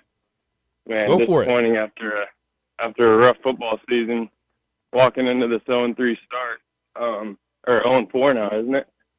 Yeah. That's right. But, when was the last time we went 0-5, boys? I can't tell you the answer. I don't know. And the thought of that being with Calipari, man. That's the thing I was getting at there in the first hour. Like, doesn't it just make no sense, Dawson? You can forget what you've watched. Forget the strengths and weaknesses of this team and the opponents. Just take the thought of how you felt about the program and the coach that was hired in April, and now take yourself to 0-4. Dawson, it doesn't make any sense, does it? Exactly. We're trying to hold on to any little piece of hope we can right now, but I want to touch back on what he said after last game, wanting to go bigger. Do y'all feel like we did that last night? I think he didn't change anything at all. I think that was part of him portraying to the media. He's not going to sit. We don't have enough guys. Big Z's hurt or whatever, but the guys that are playing right now, that's the guys we're going to war with. I think he was just using the media to try to kind of maybe see how they react to practice type thing. Gotcha. Well, I know the plus-minus thing is a real thing, obviously, with all the stats and stuff, but, man, I feel like, y'all tell me if I'm wrong or if y'all feel a different way about it, but I feel like when Trevin Brazil's in the game, he gives us that extra little push. He's a glue guy, and he makes those plays that we need, but I may be wrong, but tough start to the season. Hopefully we turn it around, boys. I'll talk to y'all later. Okay, thank you, Dawson. 877-377-6963. I like Brazil. I mean, he's playing with energy, and I think he's healthier than he's been at any other time since he's been. He made at a couple Arkansas. good passes. He got the shot, and you can't. I mean, he went in rhythm. I really think the last two games, Phil, that's the best he's looked. I mean, he's in nine as well. Our other big guy, he's kind of had moments where he's controlling the paint a little bit. I do feel like it's not a team that's built to go big in the traditional sense of what it means to go big. Brazil's not a banger. Oh, we just had a guard had 10 rebounds too. 3 plays big. Three plays big. He does. Z's not going to play at that level. The two that can play to that level would be Jonas Adu and Adu Thero. And Adu would be a little bit, I guess, a bit of an undersized power forward if you're going to put it in those terms. But the athleticism, I think, can play at that position. I don't necessarily think it's a roster that would be built to be able to go big. Well, and Big Z, he's doing his screen, he's up top, and then so when he sets up to shoot his 3-point shot, Phil, his foot is like 2 inches behind the 3-point line. He has to keep if he'll just stay back about a full foot behind the 3-point line, he can catch that ball and shoot it, and they can't block it. He's so tight, he doesn't feel the space. He doesn't feel like he's not comfortable when it can't get blocked. He just got to stay an extra 8. Spacing is a big thing in sports, and our spacing is not very good on the offensive side. Craving anything sweet and delicious? Andy's Frozen Custard has you covered with the greatest frozen treats around. They've got locations all around our listening audience in Fort Smith on Rogers Avenue, in Conway, East Oak Street, and Dave Ward Drive. And if you find yourself in North Little Rock, they're on JFK Boulevard. It's Andy's Frozen Custard. Make sure to take home a pick 6. Mix and match 6 of your favorite flavors. Perfect treat to bring home for friends and family at Andy's Frozen Custard. Walk-up or drive-through, always ready to serve you. Alyssa Orange from Pig Trail Nation joins us right after this. Yeah, well, that's just like your opinion, man. This is halftime. I tell you what, I know this. Got a lot of guys with some big hearts. For 3 hours or however long, maybe 4 hours. Thanks for watching us here on ESPN Arkansas. Download the brand new Hit That Line Now app in the Apple and Google Play stores. ESPN Arkansas, more than just radio stations. Tommy Kraft here. When it came time for new gates and some fence repairs at my home, the Fence Man was my first call. The Fence Man does it all, from large commercial jobs to small residential repairs. Wood privacy fence, vinyl fence, commercial or residential chain link, even custom wrought iron fencing. 479-782-3936. 18 months, same as cash financing with approved credit is now available. If it involves fencing, the Fence Man does it. The Fence Man. He ain't afraid of no work. 479-782-3936. That's a dandy white perch. Big old slab. C'est bon, sacalé. One beautiful crappie. It's a paper mouse. Some serious crappie. Nice speck. We got crappies. They might go by different names, but all prefer the same thing. Bobby Garland, America's favorite white perch, slab, sockeye, papermouth, crappie, speck, crappie baits. I call it dinner. BetOnline continues to be the world's most trusted betting platform and your number one source for online betting. From the earliest odds to in-game live betting, BetOnline provides you with all the action and the ability to watch the games as they happen. With the largest selection of odds on everything from football, the NBA, and college basketball to NHL and UFC, head to BetOnline today and don't forget to use the promo code BELIEVE for your welcome bonus on your first deposit. BetOnline, the game starts here.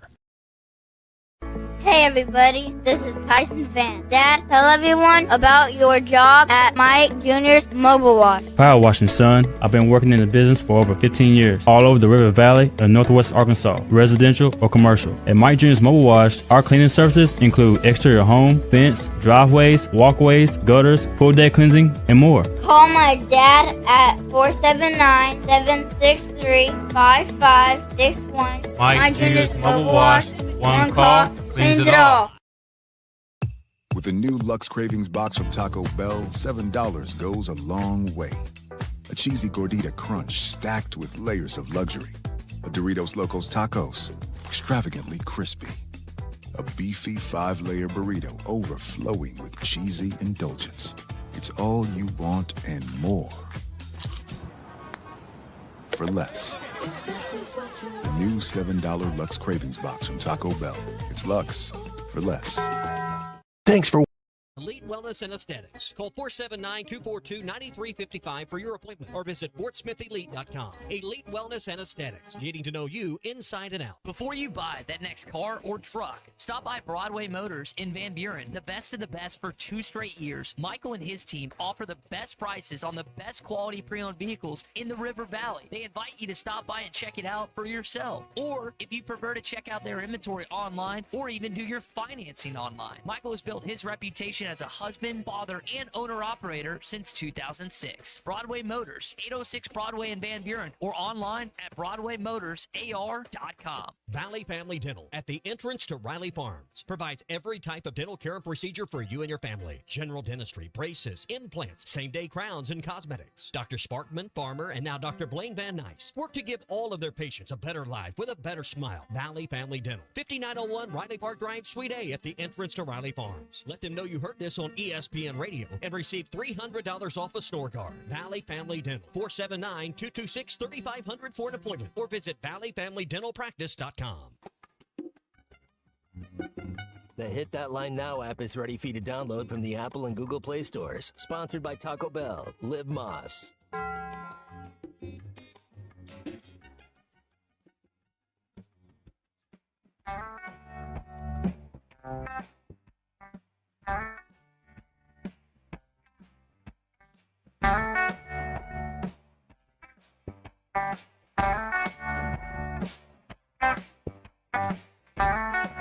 Well, I snuck to a window to leave her a note. Will you come meet me at the back of the grove? All the trees were in bloom. That sweet smell in the air. We were trembling together.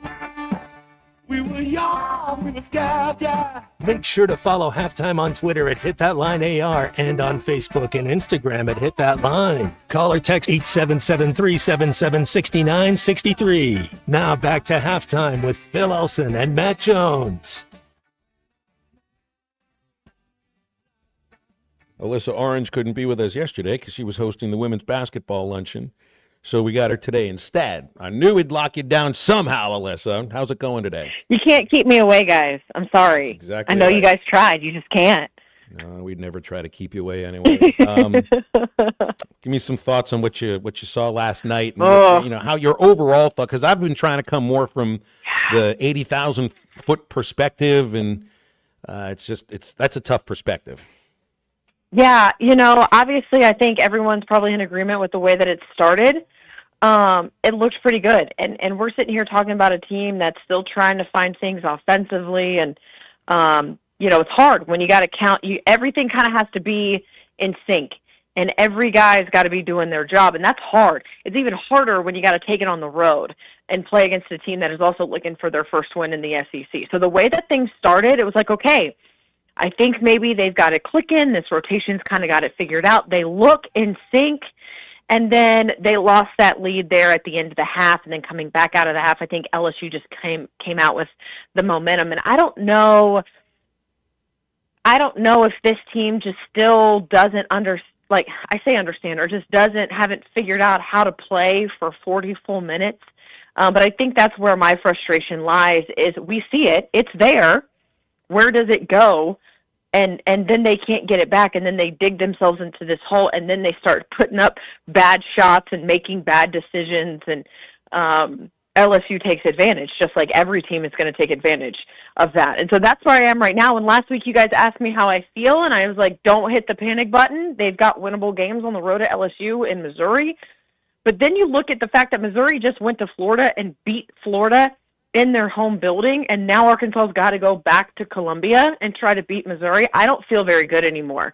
And it just is, there's a sinking feeling where it's like this is unraveling, and where do you're trying to get the water out of a sinking ship at the moment. And I don't want to be there mentally, but it's hard not to be. Do you think anything with our second half woes? Because our first half's okay, then every team's shooting over 40% on the second half. Do we need to? I mean, we got a lot of guys. I say a lot of guys. We only have a couple guys that are playing a lot of minutes.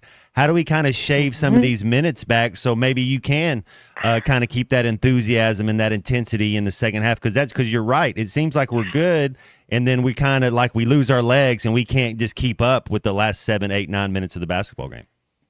And that's where I think those injuries that these guys had and are coming back from are really starting to be glaring issues. And then you've got a guy like Boogie Fland who, again, you need him to play his best basketball every single night, and he's a freshman. That is a lot to ask of a guy, even as talented as he is as a freshman, to be that guy. It's not like guys haven't played full games. You look back at your J.D. Notes and your Isaiah Joes and your Mason Jones. I mean, those guys were playing full games. But I don't know who you sub in. And it might be just a trust issue with Cal right now, Matt. It might not be a thing. It's just a trust thing. Like, these are the 9 guys I can trust to play, and that just means these 9 guys are going to have to work extra hard, and that load is big, and I'm asking a lot, specifically from a consistency point, all 38, 39 minutes that these guys are playing. Well, women's basketball got a conference win last week. It was they on did. the road. Yeah, I mean, it's just, and it's 4 games in and everything, right? And I put this out in the first hour. It's like women's basketball has no expectations this year for big time success. They're hoping, hoping to make it towards next year and scratch out enough wins this year so that you can kind of grow as a program moving forward. It's a completely different situation than the men's basketball team. And I think because I see it on the girls' faces after they get, lose by 30. It sucks. But I also don't know if they go into those games like, all right, we're world beaters here, so we can beat the number 2 team in the country or the number 1 team in the country on their own floor. It's a completely different set of expectations for the men's basketball team. And I think they have their own expectations that they're not meeting. And it feels like that's playing out in front of us every time they're on the court. It feels like a vicious cycle right now. But I also know it's like Matt points out, you pointed out, I see this too. Sometimes, the way what happens, how do you get out of an 0 for 34 slump is a little blooper falls in, and the next thing you know, you're feeling a little bit better about yourself. Maybe it's 1 win. I'm not sure where it comes. Yeah. And that's the hard part is what's going on? Where are things breaking down? Looking at the women are just trying to get better every single game. And even in these losses to Tennessee, where they were at one point down by 3. These losses and these games that they're playing, they're just looking to continue to improve. This men's basketball team is looking to try to win games and make the tournament, and there's talent here, and there's a lot of talent, and figuring out why it's not working. And I think that's the big thing, is those questions that we just don't have answers to. So there's a lot more frustration with the men than the women, because we knew what to expect from the women's team coming into the year with everything that they lost, the pieces that they brought in. Not that they aren't talented pieces, because they are, but they're young and they're new to American basketball. A lot of them are, right? They just want to get better every game, and those wins, like the ones at Auburn, will happen. The men, it's a talented roster in a really talented league, and it is getting overshadowed by everyone else in this league is playing really well right now. Why can't Arkansas play like that? And that's where that frustration is you look around the rest of the league and everyone else is having success. What is wrong with Arkansas? And I think that's how fans feel. It's like, what's wrong with us? Yeah, it might be a long year. We'll get to some more basketball later. It's tough on me when we're looking at this NFL playoffs going on this weekend, and there are 3 of the games are touchdown favorites, so it's been real chalky. But unbiased opinion, Alyssa, I know the Bills are in your division, but that Bills-Ravens game, man, for the same price, that could be a Super Bowl. It could be epic. How do you see that game going, and why? Yeah, that you're so funny, because you're so right, because I will never root for the Bills ever. ever. And I not even really a Haley Steinfeld movie anymore. No, I'm sorry. I'm so sorry.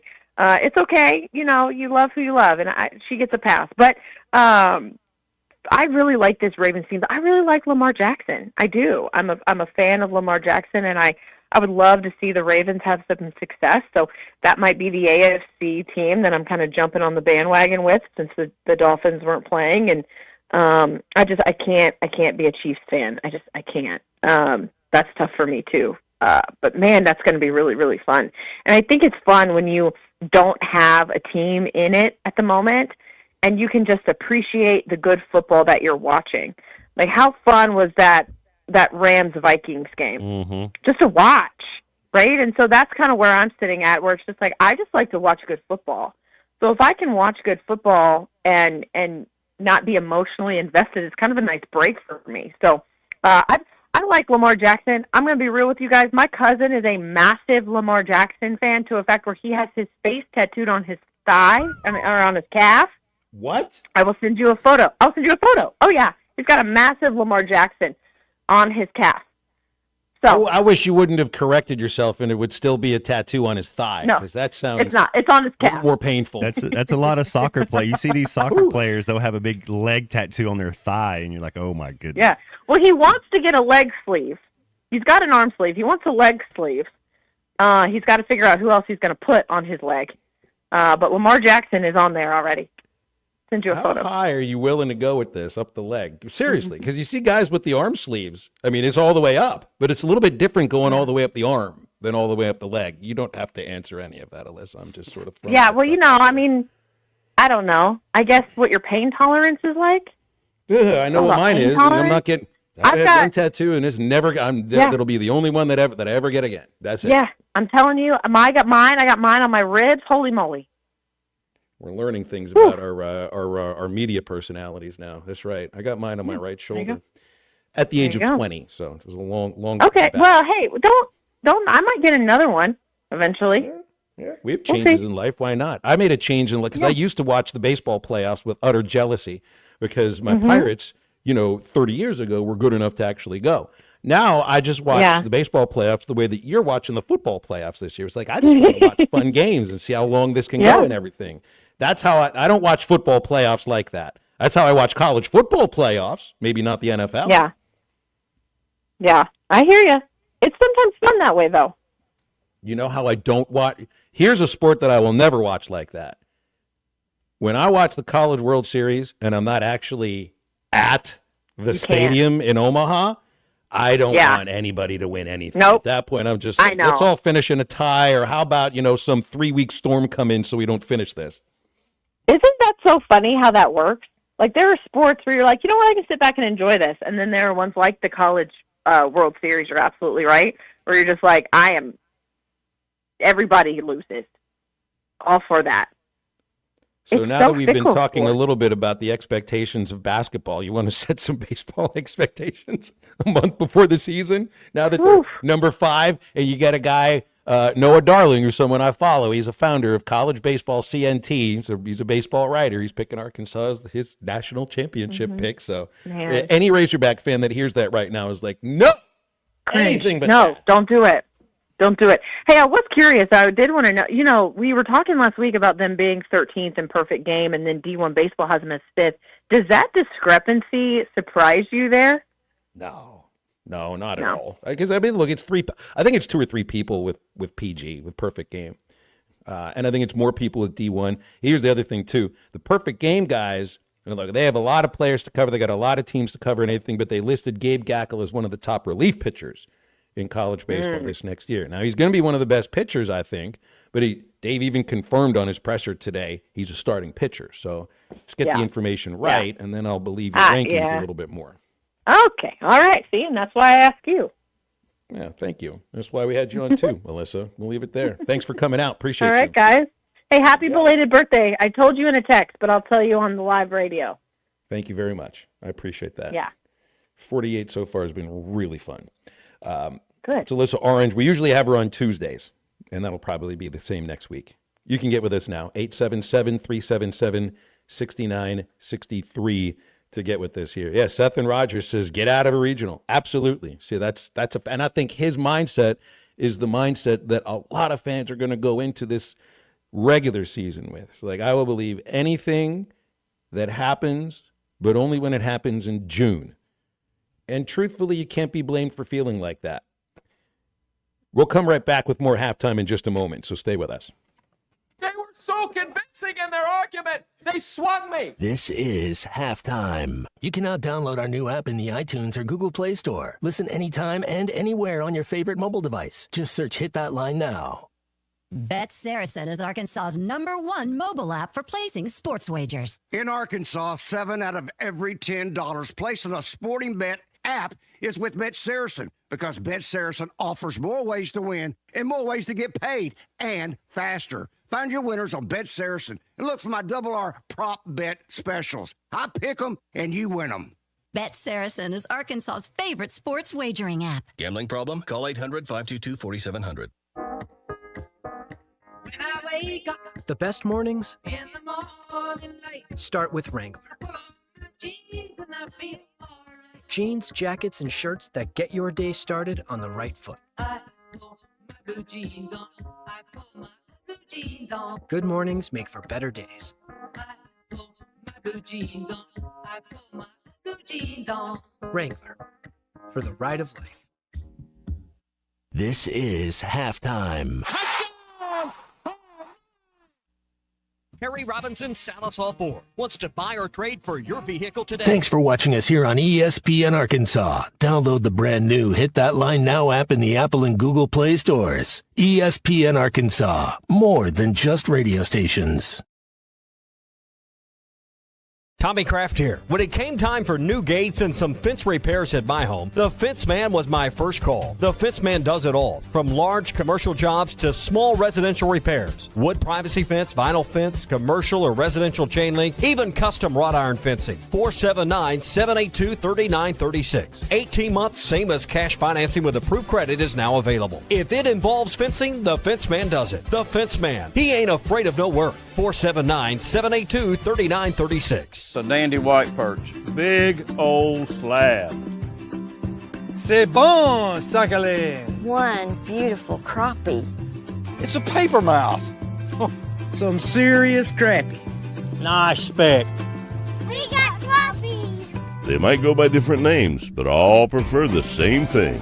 Bobby Garland, America's favorite, white perch, slab, sockeye, papermouth, crappie, speck, crappie baits. I call it dinner. BetOnline continues to be the world's most trusted betting platform and your number one source for online betting. From the earliest odds to in-game live betting, BetOnline provides you with all the action and the ability to watch the games as they happen. With the largest selection of odds on everything from football, the NBA, and college basketball to NHL and UFC, head to BetOnline today and don't forget to use the promo code BELIEVE for your welcome bonus on your first deposit. BetOnline, the game starts here. Hey everybody, this is Tyson Van. Dad, tell everyone about your job at Mike Jr.'s Mobile Wash. Power washing, son. I've been working in the business for over 15 years, all over the River Valley and Northwest Arkansas, residential or commercial. At Mike Jr.'s Mobile Wash, our cleaning services include exterior home, fence, driveways, walkways, gutters, full day cleansing, and more. Call my dad at 479-763-5561. Mike Jr.'s Mobile Wash. One call, cleans it all. With the new Lux Cravings box from Taco Bell, $7 goes a long way. A cheesy gordita crunch stacked with layers of luxury. A Doritos Locos Tacos, extravagantly crispy. A beefy 5-layer burrito overflowing with cheesy indulgence. It's all you want and more. For less. The new $7 Lux Cravings box from Taco Bell. Plus, take advantage of our promotions and recently revamped service department. Visit us at 25 Colonel Glenn Plaza Drive or log on at LandRoverLittleRock.com. Your home for every Razorback football, basketball, and baseball game. ESPN 95.3.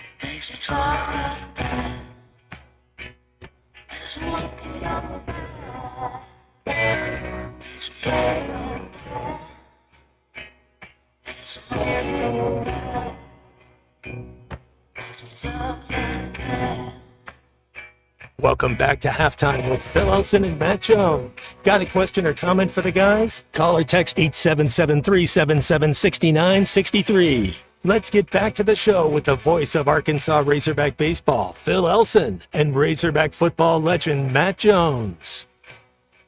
You lose a bunch of games now, the monkey's on your back, you know, and so we got to try to figure out how to win one and then go from there. Song leads to soundbite in some cases, doesn't it? I hadn't necessarily planned on going back to basketball, but the monkey on the back song kind of made me think of one of the soundbites I had ready to go from Cal from last night, and here was another one that he had. There's just stuff that we got to clean up, and it's on me. I mean, I look at this team and I know we're better than we're playing. Yeah, I think they are better than they're playing individually, and in terms of just maybe scrimmaging or how they look in practice or how they had played previously at their last stop. I think they're a better team than what they show. It's just you got to show it. It actually has to happen during the 40 minutes of a basketball game, and it hasn't happened in these last 4. You know, you get another opportunity coming up Saturday, I believe. What is it, 5 p.m.? What is that, 1700? So you'll get Columbia, Missouri. I don't know. I mean, it's Missouri's better. You just keep thinking that there's talent there. I mean, if you watch these kids run up and down the court, Phil, you're like, yeah, there's talent there. I mean, there is definitely talent on the court. Like you said, you got to get one. It starts with one before we can even. When does it get where that monkey becomes a gorilla? You know, when does it happen where it's like, that season's over? 0-7. You start 0-7, season's over, right? 0-5, I think the season's over. I mean, if you start 0-5, it doesn't matter if you win 1 or 2 here. You're not good. There's a reason you're not good enough to win 9 in a row. You remember, was it 2 years ago? A&M had that I think they made it to the championship game at the SEC tournament and lost. But they didn't make it into the NCAA tournament, and I played the world's smallest violin for them because look. If you lose 8 or 9 games in a row in January, at that point I don't care what you did in February. You're not a tournament team. You're the 69th of 68 teams, and I don't feel sorry for you any longer. So yeah, I think it turns into a gorilla at I'd say 7.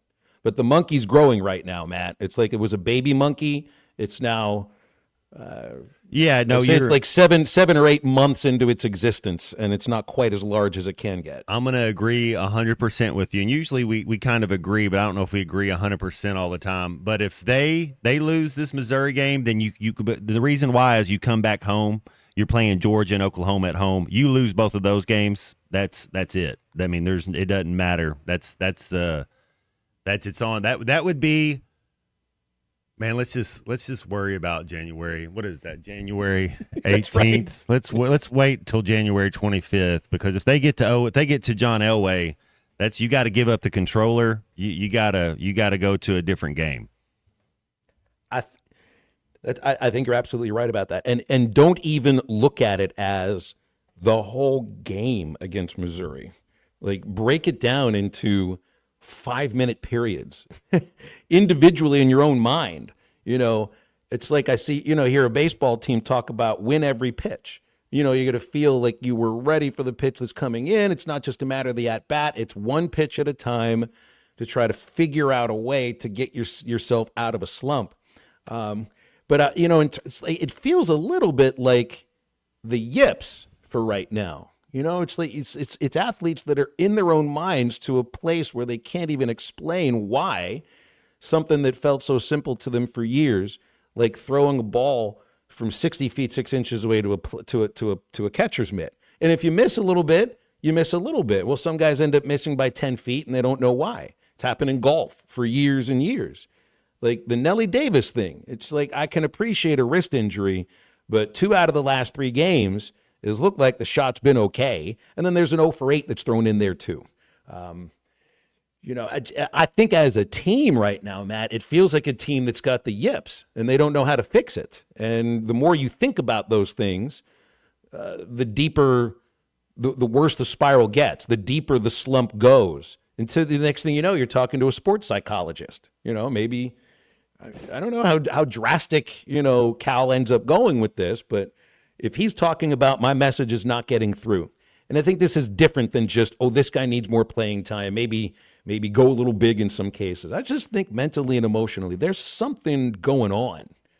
And, however you shake things up, whoever it is that comes in to get their attention, Matt, it feels like a team that's got just mental yips overall right now. Well, you got the mental game is part of it as well. Physically, they're gifted.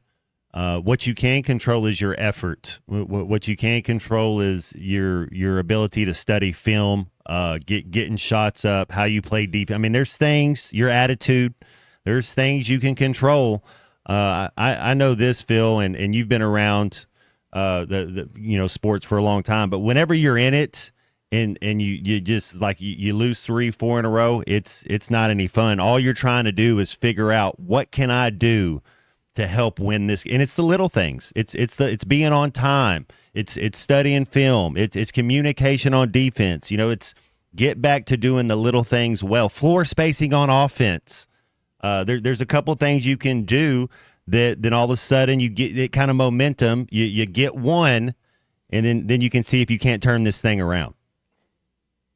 I'm thinking maybe a little bit differently. I'm thinking like a seance in the locker room. Get a Ouija board, and maybe like make sure that you have some spiritual defenders at you, because I've heard with the Ouija board things can get out of hand sometimes. So, but maybe a seance. Ryan in Prairie Grove asked potentially sacrifice the live. He said sacrifice the chicken. I mean, it's the live chicken then, right? Not the 24-piece from KFC that they handed over to Joe Boo in Major League, but that's the direction he's going here, and that's where you're getting just very drastic. But that's almost what this feels like. You got a little bit of a curse going on over a talented team. And that's how it feels. Yeah, Joe Boo could use some rum. Andy, who had the worst yips? Chuck Knobloch or Rick Ankiel? I remember seeing Knobloch when he went, I think it was when he went over to the Yankees after he left the Twins, and he couldn't make the throw from second base. Usually second basemen were shortstops that didn't have the arm strength to stay there. I remember Steve Sachs, second baseman for the Dodgers, rookie of the year. He got the yips. Just couldn't throw the simple throw from second base to first base. That's shorter normally than the distance that a pitcher throws to the mound in many cases. He couldn't even make that throw. Ankiel, for me, I would say it's the second baseman because that's just a straight throw. You're not trying to get it past a batter, and there's not that pressure of, if I put this pitch down the middle, this guy's going to crush it. So I'd say Knobloch had the worst yips. Unit, I was trying to think of who David Ross was catching for the Cubs. He might have caught him at Boston too, but the Unit had one. John Lester couldn't. He could not throw to first to save his life. Like I remember in the playoffs, they would just steal on him. He'd let him steal the base if he was there. But that was something I think that plagued him for his entire career, right? He just couldn't. They won the World Series, so you don't. It's not. If you win, you're always right. Yeah, but I remember that though too. You're right. He just couldn't do it. It's a bit of an awkward throw, but the Ankiel thing, it happened like that, and you would see. He would throw like 20 feet above the batter's head. The crazy thing is he turned himself into an all-star hitter. So that was just a bit wild. JT says tin cup on the driving range at the U.S. Open. That's right. Before his first practice round. Yeah, I remember those ones too. And I think the yips initially came from golf. Putting yips, I think. You're in your mind. Team yips. It's contagious though. Right. You see somebody drop a pass sometime, then all of a sudden, but you see somebody make a shot. You see somebody be athletic and get it. You start feeling good. I'd like to start feeling good about basketball really soon because there's a lot of basketball left, a heck of a lot of basketball left. And baseball's coming up in 30 days. Bubba Carpenter will be with us in about 30 minutes to touch on some of the stuff Dave talked about this morning.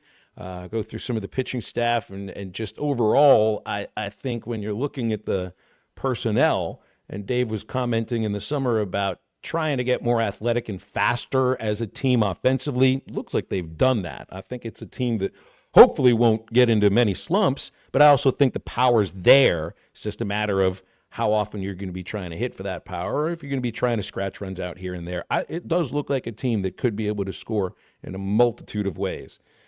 You might be listening to us right now on the brand new Hit That Line Now app. It's fueled, as always, by Taco Bell and the Taco Bell $7 Lux Cravings Box with 3 full-size classics, chips, nacho cheese sauce, and a drink. Lux for less, brought to you by Taco Bell, where every bite is a win. Our number on halftime is 877-377-6963, and we'll wrap up the second hour in just a minute. Looks like I picked the wrong week to quit smoking. This is halftime. Need a little extra cash? Go see Rusty at Golden Gym Pawn, 310 West Center in Greenwood. Get the money you need with loans on jewelry, guns, tools, and electronics. If you're looking for a gift, they have a large selection of jewelry to choose from, and Rusty can take care of all jewelry repair. Stop by Golden Gym Pawn today, 310 West Center in Greenwood, or call 996-2792. Open 9 to 5:30 Monday, Tuesday, Thursday, and Friday, and 9 to 3 on Wednesday. Golden Gym Pawn. Are you ready to work for one of the area's premier companies? If so, Forsgren wants to offer you a rewarding new career. Forsgren has been building the foundation of the River Valley for over 80 years. Forsgren is recruiting for experienced concrete finishers, equipment operators, truck drivers, and laborers. Forsgren is a destination point for men and women with a drive toward excellence. Join the Forsgren legacy. Apply now on any device, anywhere at GoForsgren.com. That's GoForsgren.com. Forsgren Incorporated is an equal opportunity employer. Old Man Winter is here, bringing cold, nasty weather. And Jelco Outdoors has all the gear to keep you warm and dry. Insulated coats, jackets, overalls, coveralls, thermal socks, and gloves. For kids, up to men's 4X. Jelco Outdoors has the largest selection of winter boots in the River Valley to keep your feet warm and dry. Need a portable heater? Jelco has plenty of Mr. Heater portable propane heaters and accessories. Come see us at Jelco Outdoors. Stay safe and stay warm this winter. Jelco Outdoors, 4600 South Zero in Fort Smith, your cold weather store. Waldron Wave Rural Connect. Internet is now available in your area. Fast fiber internet and full-featured home phone are ready for you. This covers areas around Waldron, Bates, Winfield, Y-City, and more. Check out your address online today. The best whole home solution of internet and phone, all from a local provider you can trust. Order online at signup.waveruralconnect.com or call 1-833-492-8372. Arkansas Valley Electric and Wave Rural Connect, changing the communities we serve. You will never find a boring old burger at Art's Barbecue and Burgers in Fort Smith. Try the Wild West Burger, topped with a hot link, jalapenos, and Art's hot sauce. The Brisket Burger, with tender brisket and caramelized onions on top of their hand-patted burger. Or the famous Art Attack, with house bacon, smoked ham, an onion ring, and a fried egg. There are 10 different burgers to choose from, and they're all $1 off every Saturday. Art's Barbecue Burgers and more. Rogers Avenue, next to Buddy's in Fort Smith. At Central Hydraulic in Fort Smith, the work doesn't just stop when the temperature drops. We're your go-to service provider. Be sure to prep your machine and stay ahead of the frost and costly damage. Still using summer oil? Winter-friendly oil is the weapon your machine needs. Be sure to get an oil change. Check your hydraulic fluid, fuel prep, and battery check. For all these services needed in the cold weather months, come see Central Hydraulic for all your hydraulic needs at 6104 Highway 271 South or call at 479-646-0571. Central Hydraulic, your service provider. Man, I wish I knew you were here. We hear that every day at In Stock Parts, located off Highway 45 across from the cold storage in Fort Smith. Are you a maintenance technician, landscaper, farmer, or a do-it-yourselfer in need of bearings, belts, or roller chain? Or safety supplies like gloves, safety glasses, or earplugs? Maybe you need drill bits, tap and die sets, lubricants, or even a gas-powered pump or generator. Don't waste your time driving around. Stop by In Stock Parts, your industrial parts resource, or check them out online at InStockParts.com. In Stock Parts. The tires on your vehicle go round and round, but when they don't, go to Van Alma Tire. They have tires in their name. That's their specialty. Van Alma Tire is all about tires. They have all the name brands and private labels available for you and in stock. So when it comes to getting tires for your ride, it's worth the drive. And financing is available. Ask for details. Whatever your tire need, check out Van Alma Tires on Highway 64 between Van Buren and Alma. Ready to get you rolling on new tires at Van Alma Tire. Your home for every Razorback football, basketball, and baseball game. ESPN 95.3.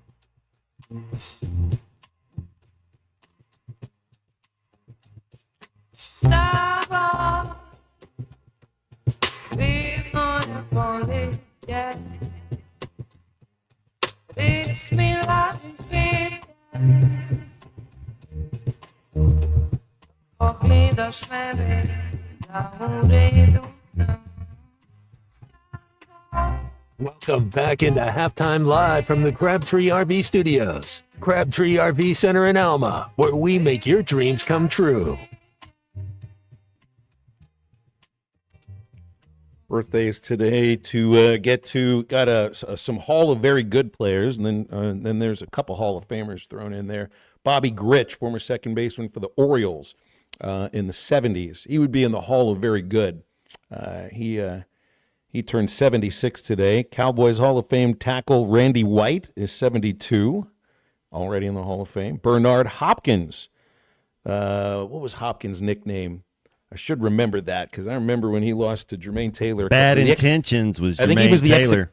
Yeah, he was the executioner. But Hopkins was the executioner. I don't think he ever lost a fight until Taylor beat him twice. He is 60 today. Delino DeShields, one of the all-time great Montreal Expos, whose son, Delino Jr., played some Major League Baseball. And his daughter, Diamond DeShields, was an outstanding basketball player at Tennessee. Drew Brees is 46 There's today. a Hall of Famer. That's a Hall of Famer. First ballot Hall of Famer. Matt Holliday, Hall of Very Good, turns 45. And then, oh, man, this was the guy. You really want to pick like maybe one athlete, a professional athlete, to feel sorry for a guy that actually should have been able to accomplish this, but instant replay was not a thing when this happened to Armando Galarraga. You remember the perfect game that he did pitch? But Jim Joyce ruined the call on what would have been the 27th out at first base. And Galarraga, I mean, he had a pretty good career, but never came close to pitching a no-hitter or anything quite like that again. He turns 43 today. So some birthdays right there. I don't know if I'd put Galarraga in the Hall of Very Good or even the Hall of Good for the most part, but Holliday was... Now, Matt Holliday will be interesting because, I mean, his brother is the head coach at Oklahoma State. He's got a nephew that's right now a star for the Orioles. I think he's got another nephew that could potentially be the top overall pick in this next year's draft. So that's a guy in Matt Holliday who's not a Hall of Famer. But if his nephew continues to play the way that he has over these last couple of years, maybe he will be. Yeah, fun thing to look at there. 877-377-6963 for calls and texts on halftime. We got one more hour coming up. We'll be talking with Bubba Carpenter about 20 minutes. They the best defensive end to ever strap it up in the NFL, and it's close. Some people like Reggie White, but Lawrence Taylor, he retired on this day in 1994. Now, that would have been after a playoff loss, right? 94 right then, because they won the Super Bowl. Was that 91? They won the Super Bowl or so. He was, he had I don't know, like an 8-season stretch where he had double-digit sacks. He, player of the year. He had 20 sacks one season. That's when he was playing 13 games. He'd play 14 games and have 20 sacks. Oh, I see the game you're referring to here. It was a divisional playoff game, 94, with the Niners and the Giants. And your boy Ricky Waters scored 5 touchdowns. 32. The Niners won 44-3, and Taylor announced announced his retirement right after the game. They went Ricky Waters and they went Garrison Hurst where they're running by San Francisco. Man, that was their prime. It would have been 94 seasons, so I'm pretty sure that would have been the 94 playoffs. That's right. So the Cowboys would have won that Super Bowl that year. They would have beaten the Niners the very next week. Hour number 3 of halftime is approaching. Stay with us. Happy to be with you today.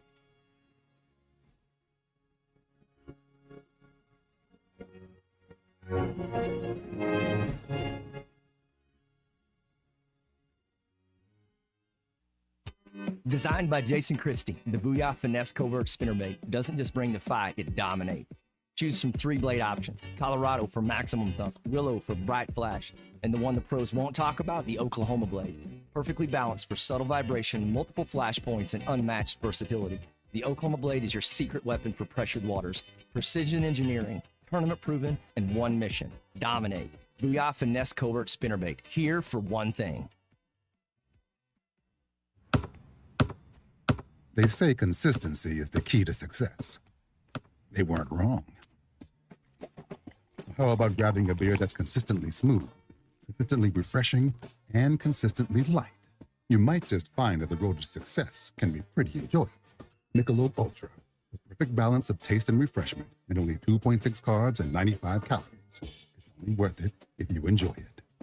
Drink responsibly. Anheuser-Busch Michelob Ultra Light Beer, St. Louis, Missouri. Why do people love Shamrock Liquor Warehouse? Simple. They've got it all. 70 years in business, 15,000 square feet of choices. They buy in volume so you can save. What else? How about the largest selection of everything? Shamrock's got it. Special orders? Shamrock's got it. Convenient drive-through, open 6 days a week? Shamrock's got it. Need a keg for your party? Shamrock's got it. Load up at Shamrock Liquor Warehouse at the corner of Midland and Riverfront Drive in Fort Smith. Come get you some. 2728 Townsend Avenue is your off-road and performance center headquarters. They've got everything from lift kits, wheels, LED light bars, UTV parts and accessories, winches and tires. Need general 4x4 repair? No problem. Come get you some has one of the largest 4x4 shops in the States. They do it all, from installing a bug shield to building some of the baddest off-road machines in the country. Call them today at 782-6833. That's 782-MUD. Or check them out online at cgysoffroad.com. Come get you some.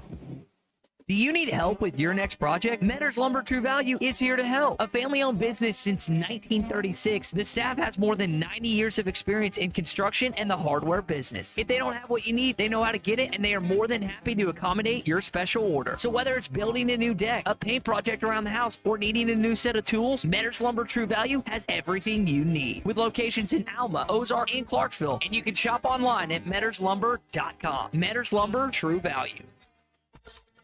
ESPN Arkansas weather. For today, lots of sunshine. Our high temperatures today will be in the low to mid 40s. Later on tonight, mainly clear, and overnight low will drop down in the upper 20s to near 30. On Thursday, back to sunshine. Our high temperatures on Thursday, low to mid 50s. And Friday, an increase in the cloud cover, a few rain showers on the high, low to mid 50s.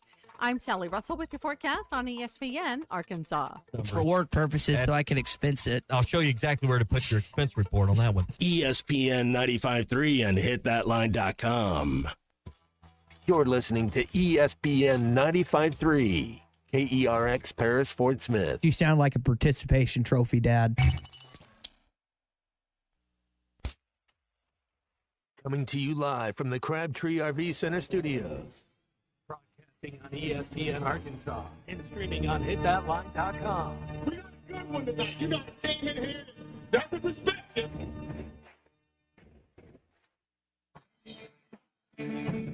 Ask me if I'm all right. Why can't they dominate? And we not doing it. We're going to go get one and celebrate on somebody else's field. Yeah.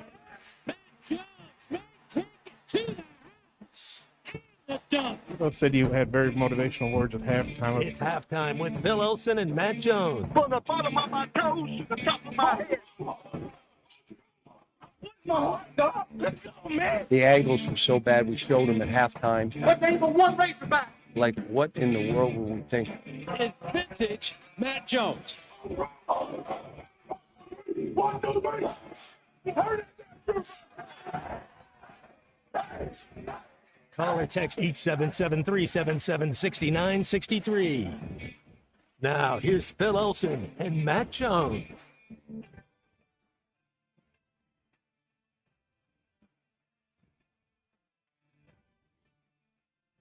Welcome back. It's halftime, hour number 3, 1 minute after 1 o'clock in the afternoon. You're listening to ESPN Arkansas, hitthatline.com, and the Hit That Line Now app. I'm Phil Elson. My partner is Matt Jones, and Kristen Johnston remains in the producer's chair. I'd made an error as to when we were going to be bringing in Bubba Carpenter. It will be at 1:30. He's got a meeting going on right now, so 1:15, a little too early, so we had to push it to 1:30. So that would be my first error of the baseball season. We do have ease charged to the broadcasters every once in a while. So we'll be open for you in the first couple of the segments and get into the baseball team when Bubba comes on with us. Saw that there was a three-point streak that ended yesterday. Iowa State women's basketball had hit a three-pointer, Matt, in 945 consecutive games. And yesterday went 0 for 7 long range, but still beat Texas Tech 71-58. You really don't see a lot of games where there is not a three-pointer made by any team, never mind the winning team. So I guess the last time they hadn't hit one was February 19th, 1995. It had been just about 30 years, just a month short of 30 years. Didn't Arkansas have a really long, I forget how long that streak was, but it was a streak that went from was like 1,700 games or something. It was the number one streak in the world at the time when it ended. It was a Musselman. And then it ended in the Musselman era with a game against Vanderbilt, right? And a win. I think it was a win over Vanderbilt. It's like you just don't think if you don't hit any 3-pointers, you're going to win a basketball game. But hey, maybe the obvious aspect of it is that they only took 7 threes because how many teams are taking like 25 to 30 3-pointers a game? So you can appreciate some old school basketball there. They probably weren't conscious of it. You know, I don't think that's something that you talk about as a team or as a coaching staff. You know, it's not, we got to continue. We got to win the game. Well, and I think maybe not shooting so many threes sometimes. Well, usually there's somebody on your team's going to shoot 7 by themselves. You know, just to say as a team they only shot 7. Maybe you just kind of chuck it up. I mean, you know, just in terms of the teams that we cover here, the Arkansas women's team, I mean, they'll shoot over 23s a game. The men's team here, and look, it's not a good 3-point shooting team, so I'd rather see, you know, try to get the ball to drive through, but they're averaging 22 3-pointers attempted per game. They've made only 23, and that's in the 4 SEC games. So, you know, I mean, it was good to see Brazil knock down some threes yesterday. 3-pointing was not the reason they lost yesterday. It just didn't get to the foul line enough, and LSU did. You know, the odd thing, though, is that Arkansas had I forget the name of the LSU player that threw that little shoulder elbow into Boogie's chest, a legitimate flagrant foul if you ever saw one. But then the one they charged to Brazil just, I don't know if that was, we got to give one back, but that was not even close to being the same thing. It wasn't a flagrant, but he turned the ball over on the last play, then he goes down, and so it was, you know, it was an act of disobedience almost. Like he knew what he was doing. There was maliciousness to it. It's kind of like being fake tough. It's like all you're doing is hurting yourself, and it's a maturity thing. You know, there's no reason that a 4th-year player should be making that mistake. Good point. Very good point. He's had some of those moments before too. You know, just kind of getting in someone's face, acting tough. I hadn't really seen it all that much until now, and that's the thing I mean. It's just like the fake tough thing. You know, I don't see Brazil as a banger, but sometimes I think he'll try to act like he might be, but you know he doesn't necessarily play that way. Who you get today in the league? Another top 25 game. You had 3 of them yesterday. Another one today. Where both teams in the SEC are top 25 teams. 23rd ranked Georgia at number 6 Tennessee. I think I heard Ty talking this morning about it. I think Georgia hasn't been ranked since 2009, and they just got in to the top 25 with back-to-back wins over Kentucky and Oklahoma, but now they get on the road Tennessee and then at home against Auburn. So good luck. Auburn had an amazing game yesterday without Johni Broome. And I was thinking about this, listening to the Morning Rush when they're talking about that. So you remember when Arkansas was in the top 10 in 21 with that great start to the season. You know, you'd beaten A&M, you'd beaten Texas. And I think they were unbeaten going into the Georgia game. And Arkansas was top 10. And you get to go into number 1 Georgia, and that game was over 5 minutes in. Like, well, it was fun being top 10 for a couple of minutes. I don't know if that'll be the case with Georgia. But it did remind me of that at least a little bit. South Carolina at Vanderbilt, Texas at Oklahoma. So that should be the requisite. Both teams are desperate because that's a couple of 0-3 teams. Texas and OU, both 0-3 in the Southeastern Conference. And looking at the standings in the league right now, Arkansas, Matt, is one of 4 teams that has not won a game.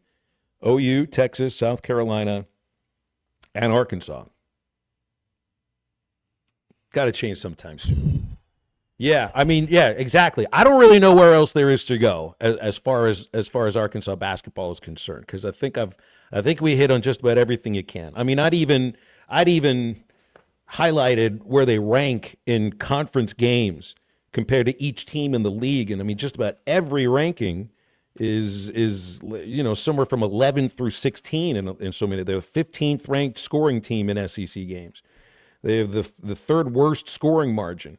Defense, scoring defense ranked 8th, but I think when you look at how things are going on in the second half, this is a problem. Opponents in the SEC in the second half are shooting 45% against Arkansas. That's after the Hogs are holding them to 37% in the first half.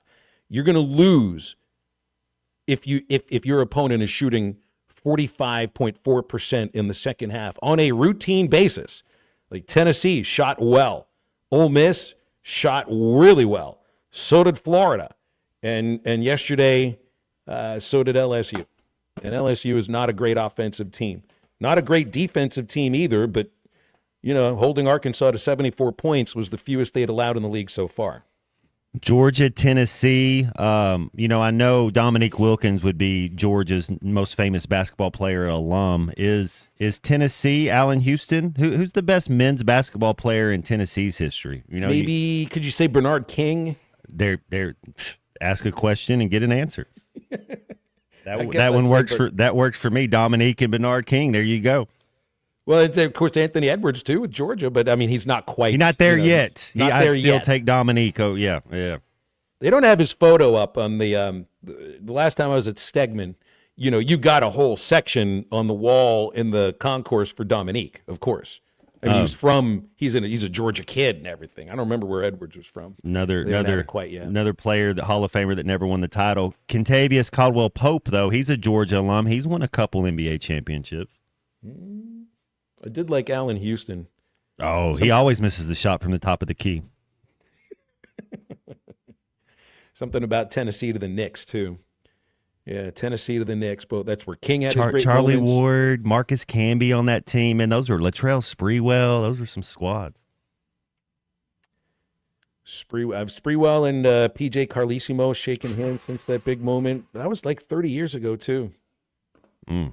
Long time back. Hey, speaking of scary moments, did you see this Eagles fan in the divisional game this last week? I did see some of that, yeah. Did you see this?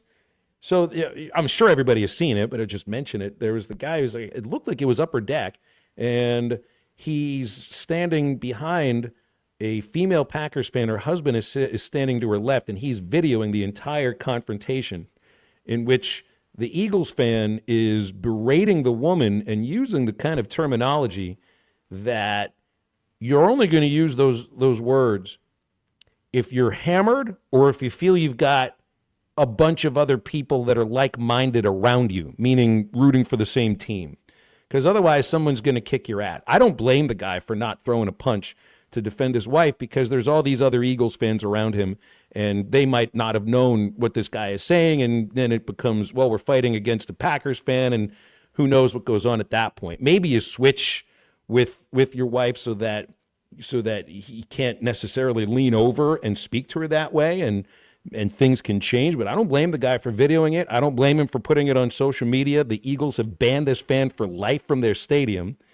And I think he's been fired from his job. I think he's actually lost his job over this, which sometimes I feel might be a step too far. But you can't expect now that you can act like a schmuck in football stadiums just because you got a bunch of other like-minded fans around you, because we all have cameras, and sometimes those cameras are put to that kind of usage. I don't think the guy deserves criticism for videoing it. I think it's all about the stupid Eagles fan who got way too big for his britches. Well, it is smart because, sometimes you don't know how many it would take to whoop your ass, but you know how many they're going to use. So you better chill out. So smart of that guy for reading the room the right way. All right. Bubba Carpenter is coming up in just a moment, and can't wait to be talking Let's Go Baseball. That's right. Bubba Carpenter on halftime. Well, I think we've got him in about 20 minutes, so we'll get into more stuff in just a moment. I'm still so used to our guests at 1:15. Bubba's at 1:30, so we'll kick around some other things after this. This is halftime. On second down, the give is to Felix Jones on an end around. Jones to the 30 to 40. Jones in midfield. He may go 25 to 20, 10, 5, touchdown Arkansas. Felix Jones goes 72 yards, and the Razorbacks increase their lead. Listen to every Razorback football game this season right here on ESPN 95.3 and hitthatline.com.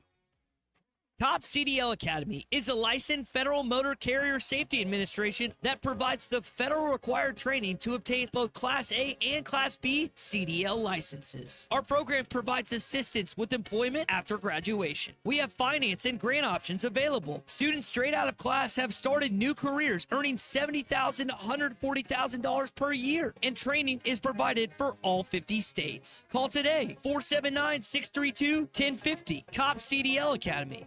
Up to $3,000 off and 0.9% financing on all 2024 Buick Encore GXs at Harry Robinson Buick GMC. The Buick Encore GX is a boldly styled 5-person SUV that is ready to reward. Up to $3,000 off and 0.9% financing for well-qualified buyers. This is a limited time offer. Experience the new Buick at Harry Robinson Buick GMC. Exit 11 off of I-540 in Fort Smith and online at harryrobinson.com. Locally owned Lumber One can handle all of your building needs. They've built their business on having great relationships with everybody from contractors and builders to the everyday build-it-yourself. Lumber One is a full-line door shop to handle all of your door, window, and trim needs. And along with lumber, roofing and drywall products, attic wall and floor insulation is available. Lumber One also does blueprint takeoff with access to design services with estimates available. So go where the pros go. Lumber One, located on Industrial Park Road in Van Buren. Some days you hit snooze, but not today. Today you have to go on a run to get burgers for the tailgate. You've got to haul something heavy, a cooler stocked with Bud Light. And you've got beer and football, nothing is hard, until the other team scores. Bud Light, easy to drink, easy to enjoy.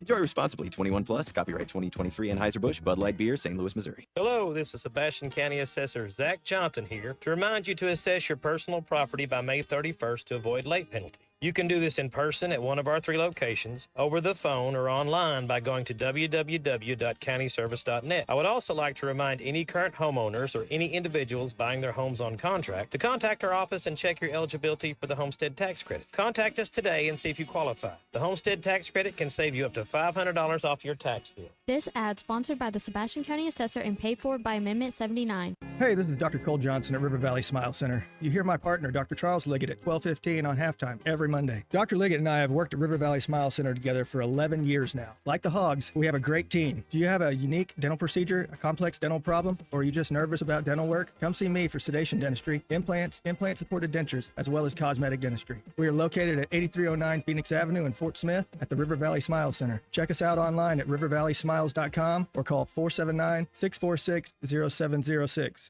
Come get you some. 2728 Townsend Avenue is your off-road and performance center headquarters. They've got everything from lift kits, wheels, LED light bars, UTV parts and accessories, winches and tires. Need general 4x4 repair? No problem. Come get you some has one of the largest 4x4 shops in the States. They do it all, from installing a bug shield to building some of the baddest off-road machines in the country. Call them today at 782-6833. That's 782-MUD. Or check them out online at cgysoffroad.com. Come get you some. The Hit That Line Now app is ready for you to download from the Apple and Google Play stores. Sponsored by Taco Bell. Live Moss.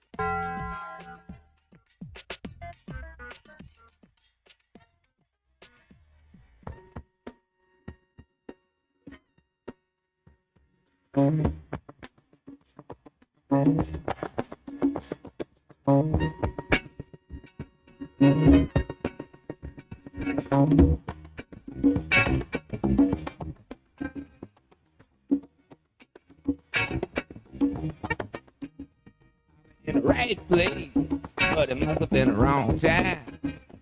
I said the right thing, but it must have used the wrong line. I've been on the right trail, but I must have used the wrong call. It is in a bad place, and I wonder what's good for.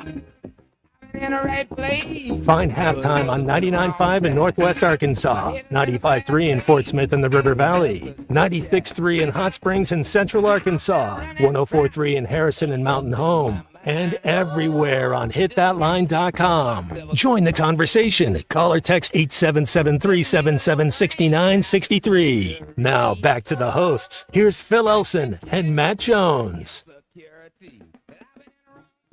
Well, look at that. BE did some research. I probably could have done some research in the commercial break, but he did the research. Arkansas had a streak from 89 through early 2022. And you were right, Matt. 1,092 games with a three-pointer made in a row by Arkansas. And I remember you'd see the guys, you'd see Hutch or John Neighbors or whomever else covering the team. Usually it would be one of those two that the first three-pointer that would be made, they would race to see who could tweet it out, the streak lives. And then with that game against Vanderbilt, they never got a chance to send it out. 1,092 games. JD in Fort Smith, was talking about that Eagles fan. He used a very specific C word that he says is common in the UK, but not here. Well, they spell it with a K over there. That's why it's common. So it's a K word there. That's probably. I had no idea. I just learned something about English culture. Text out of the 479 says Philly fans are the worst in every sport. They have a reputation. Here's the thing. I don't think that he was the only rude fan in the NFL last weekend. I will say, though, my experience at the Steelers-Chiefs game on Christmas Day couldn't have been any better. And I hadn't been to an NFL game in over 10 years. I had my son with me, so I was maybe a little bit worried, but it's not like they're going to say things that he hasn't heard before, in depending on what it is he's watching. But none of that happened. So, yeah, it's sometimes the deal about Philly sports fans and booing, Santa Claus and cheering when Irvin apparently had a pretty awful injury and maybe throwing snowballs with pennies in them and everything. You talk to the Philly sports fans, they do not wear that as a badge of courage or a badge of honor. They try to tell you that their fans are not quite like that. But then I also think it's I remember, and maybe it's the case with some other stadiums too. But the Link, and I think even where the Phillies play, there is an actual court in the stadium so that unruly fans can go right there in front of a judge. No, it's like a courtroom. It's like they can be immediately the trouble occurs. So I don't think you would be doing something like that if you didn't have obvious reasons to do this. I don't know. Maybe this gentleman needs to buy Inner Excellence. Why does he not follow some light reading? Yes, follow the example of star receiver A.J. Brown, and instead of talking crap to a fan that's a female, and the only reason that you're doing it is because you get tens of thousands of other of your team's fans around you, learn how to have better inner excellence, because A.J. Brown did, and seems to be working for him. Negative, nasty, bring you down guy. That's not, that can't last very long. Nobody wants to be around that. But you're never like that at work. Otherwise, no one's going to hire you, and you're not going to stay in that job for quite a long time. Just think of them. And I'd rather the gentleman doesn't lose his job. I shouldn't call him gentleman because he wasn't, but I'd rather he didn't lose his job. But that is kind of how society's gone at it here. We do film the fights, and we see plenty of fight videos also from NFL stadiums. I'd rather not see the violence. But that's, you say throw a punch at the guy. Well, the next thing you know, you get 8 or 9 or 10 other people that are jumping in on it, and then it turns into an utter bloodbath. Nobody wants anything like that. All right, you're keeping in the NFL here for a moment, and I don't know how far this dalliance with Deion Sanders for the Cowboys goes, Matt, but they've already obviously talked, and so the interest is there. I was looking back at some of the coaches who've won Super Bowls in the NFL and really just great players in the history of the sport. You don't see current Hall of Famers taking over as a head coach anywhere. I don't know if this has ever happened before. I don't think it's happened during the Super Bowl era. Was he a Hall of Fame tight end coach? I thought he would be the guy, but he was inducted in '88. So after, okay. But he was inducted as a player, but it was after he'd already taken the Bears job and after he'd already won a Super Bowl, and he was a cultural icon in '88. So I don't think this has happened before. Thinking of other Art Shell. Remember Art Shell? Raiders. Was a tackle for the Raiders, and he was the first African-American head coach in the NFL. I think he might have been a Hall of Famer when he took that job. And he had some good seasons with them, never made it to the Super Bowl or anything. And Singletary, Mike Singletary, I think he had already been inducted into the Hall of Fame by the time the 49ers hired him as the head coach. But those are the only two examples I can think of. The thing is, though, is as good as Art Shell and Mike Singletary were, I mean, Matt, you were well, I think you actually did well when you played against Deion, but he was old age. Yeah, he was 37 years old. But is he one of the greatest cover corners in the history of the sports? Absolutely. He's on a short list. If you're there's two, and then if you want to have your nickel guy or whatever, but yes, sir, he is one. Darrell Green would be another one of those. One of your favorites, Rod Woodson, would be somebody that could be up there. I don't think he's on the first page, but Rod Woodson ended up playing safety. Was amazing at that. But yeah, Darrelle Revis.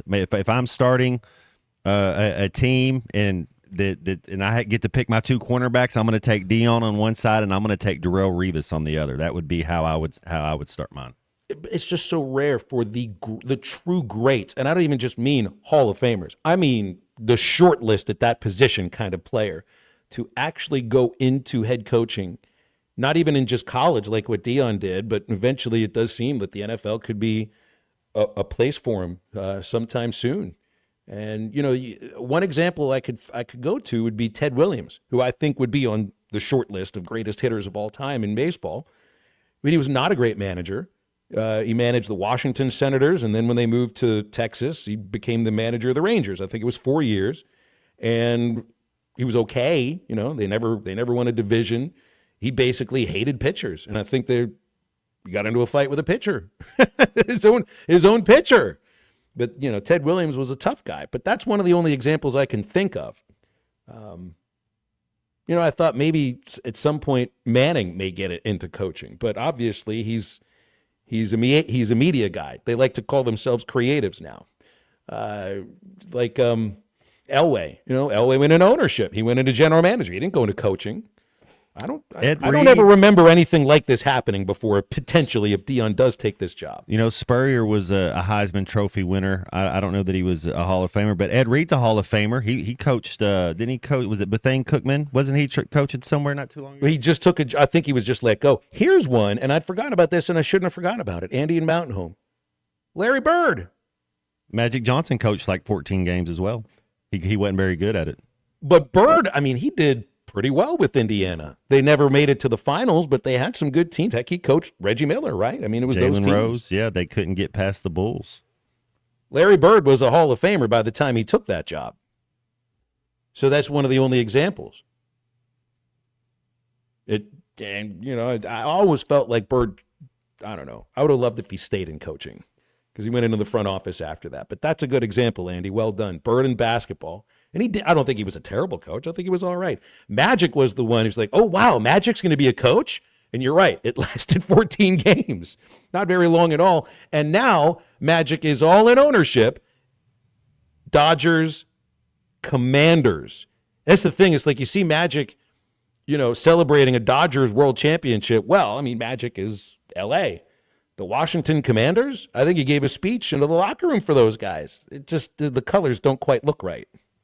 Man, it's going to be a fun playoff weekend. I'm telling you that Rams-Philadelphia game, Phil, that's really intriguing. I think the Lions in Kansas City, both 1 seeds, as long as they're healthy, as long as you're not losing guys to injury, and you don't turn the ball over, both those teams are going to win. And it's not easy to win in the NFL. It's definitely not easy to win the playoffs, but the other two games, I really think the Rams can beat Philadelphia, and I like my quarterback better, Matthew Stafford over Jalen Hurts. Now, if you let, I think Saquon Barkley had 300 yards on him, Phil, in their one matchup this year. If he has 300 yards, you're not gonna beat him. But I think they can contain that a little bit. And then Buffalo, Baltimore, man.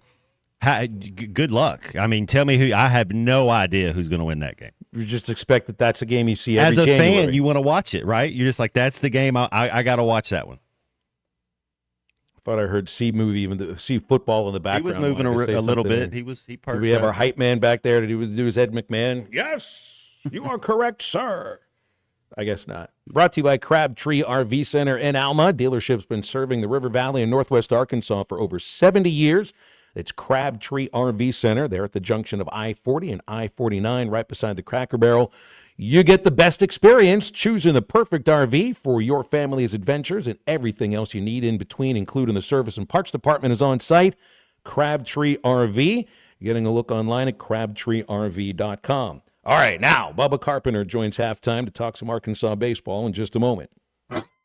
This is Halftime. You can now download our new app in the iTunes or Google Play Store. Listen anytime and anywhere on your favorite mobile device. Just search Hit That Line Now.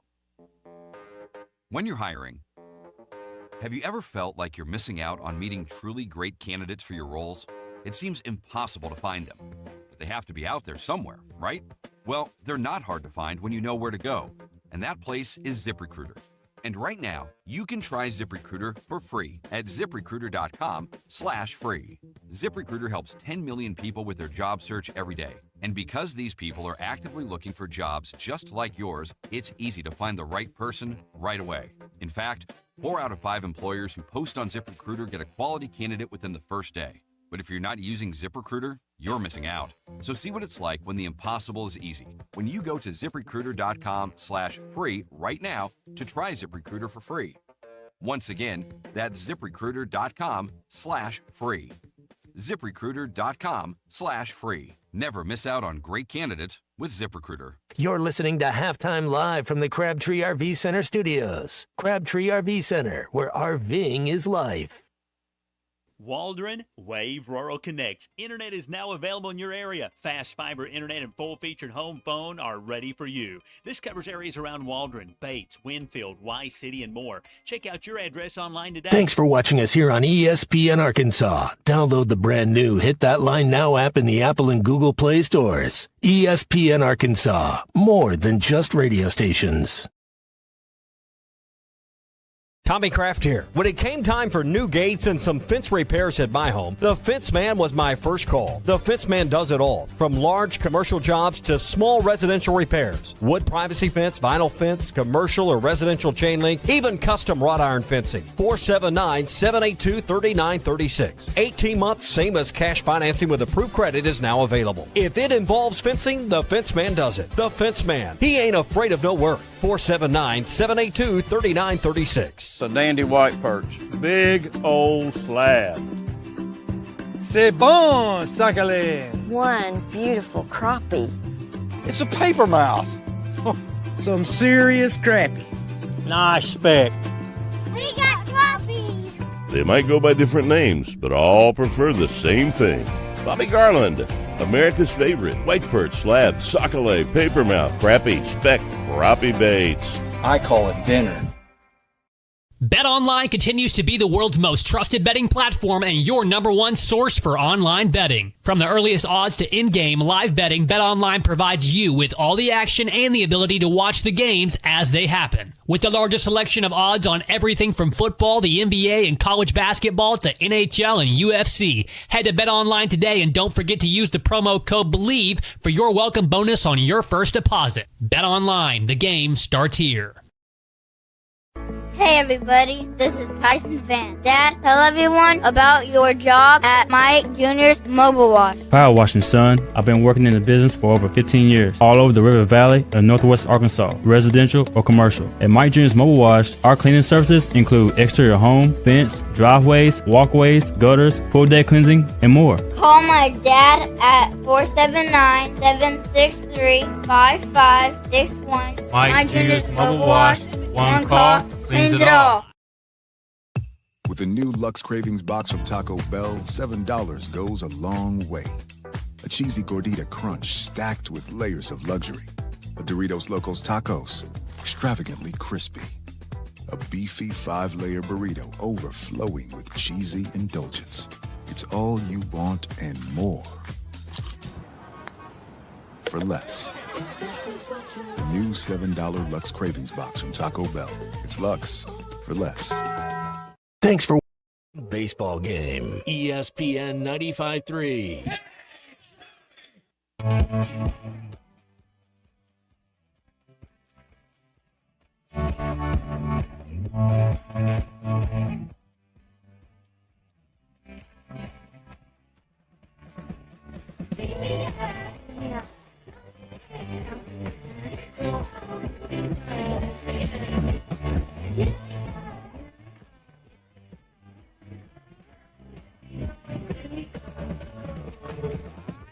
Your wet dream driving in my car. Saw you at the side of the road. There's no one left around. You're touching yourself, touching yourself, touching yourself, touching yourself.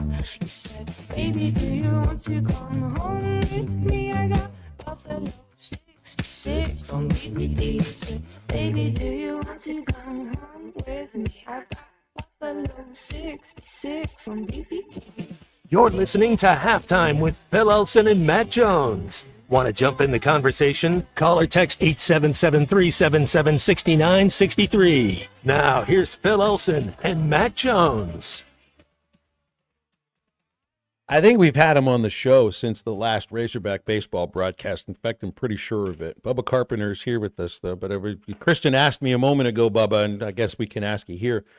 Have the hiccups come back at all from the regional weekend, which is one of the wildest things I've ever experienced with a broadcast partner that was every 10 seconds, but you haven't had that in a while, right? No, they haven't come back, thank goodness. But hey, I don't know who your DJ is. You need to fire your DJ today. The worst. You got some bad music coming on. DJ Laserdisc. That's who I got that from. Yeah. New theme song, Bubba. Just didn't even realize it. No, it's collective, collaborative work here. But C Unit, C Music gets the final say so. All right. They appease me from time to time.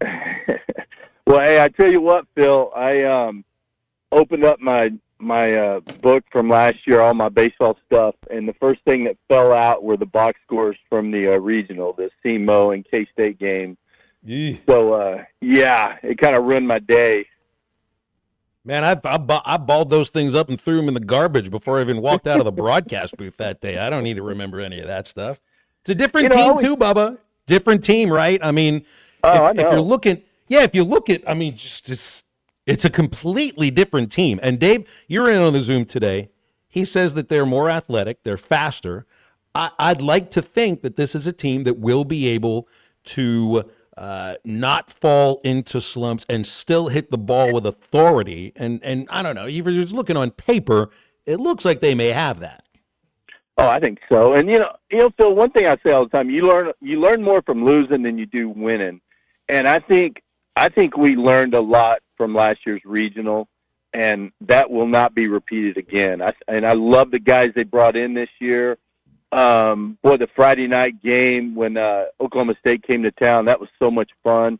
I watched the pitchers just light it up. I watched hitters hit lasers all over the field. I watched big, strong, athletic guys.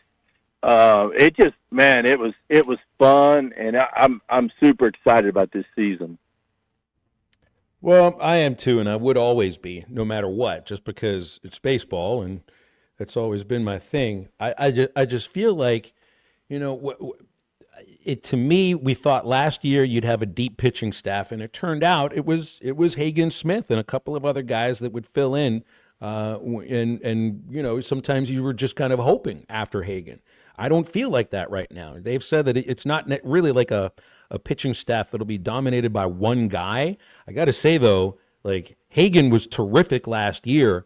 Gabe Gackle has the makeup and the stuff to have that kind of a season. I'm not saying he will, but he's got that kind of ability. Oh, absolutely. And, you know, you mentioned Hagen. Still, take Hagen away last year, and you know we're an average team, and I hate to say that because I love a lot of the guys on the team. Some of the guys that left, a lot of the returners. I love those guys. I know they busted their butt every day, but I mean without Hagen, I mean I just don't know. You know that was he's a once in a long time pitcher. You don't see that very often. Kind of like a Kevin Kopps. You know, you take Kevin Kopps away from that team a few years ago, and what would we have done? But now I just feel like we're more balanced. I think we've got a good mix of righties, lefties that can get on the mound and get the job done. You know what I look? I try not to look at all this preseason stuff, but if you look at like the top 100 juniors, we got 6 guys listed in that, and they're all studs. Top 100 sophomores, we got 6 guys listed. Top 75 freshmen, 2 guys listed. Carson Wiggins and Cole Gibler. I mean, and I could read off all the names, but I mean, everyone knows who they are. But they're all. I mean, you look at that and you're like, wow. And that's not even mentioning a lot of the other guys that we have. I mean, it's ridiculous if you look at some of the talent that Dave and his staff's assembled this year. How is our right fielder? Is it Diggs? Bubba, when you look at this starting 9, I guess the guys that are going to be mainly in the lineup, how many of these guys do you think could have 10-plus home runs? Do we have 3 or 4 guys in this lineup you think could have 10 homers? Oh, absolutely. And you know what? They're not going to have just 10 home runs. I see this team being a team that hits a bunch of doubles. And I love doubles and triples. And I know it's harder with the ballparks being smaller today, but to hit triples. But boy, I see this team as a team that's going to hit a lot of balls in the gaps. I see them hitting a lot of 2-strike doubles. Not a lot of swing and miss. Not a bunch of strikeouts. I just see us as a more well-rounded team. But to your point, these guys are strong, and if you're trying to hit a line drive up the middle and you mishit it, it ends up being a bomb. And I think that's what you're going to see a lot out of these guys because they're big, they're strong, physical guys. You've hit 97, 30 triples in your career, Bubba. So you're pretty winded by the time you got to third base. Could you leg out a triple these days? Well, I'd have to hit it a long way, Phil. I'm not going to lie to you, buddy.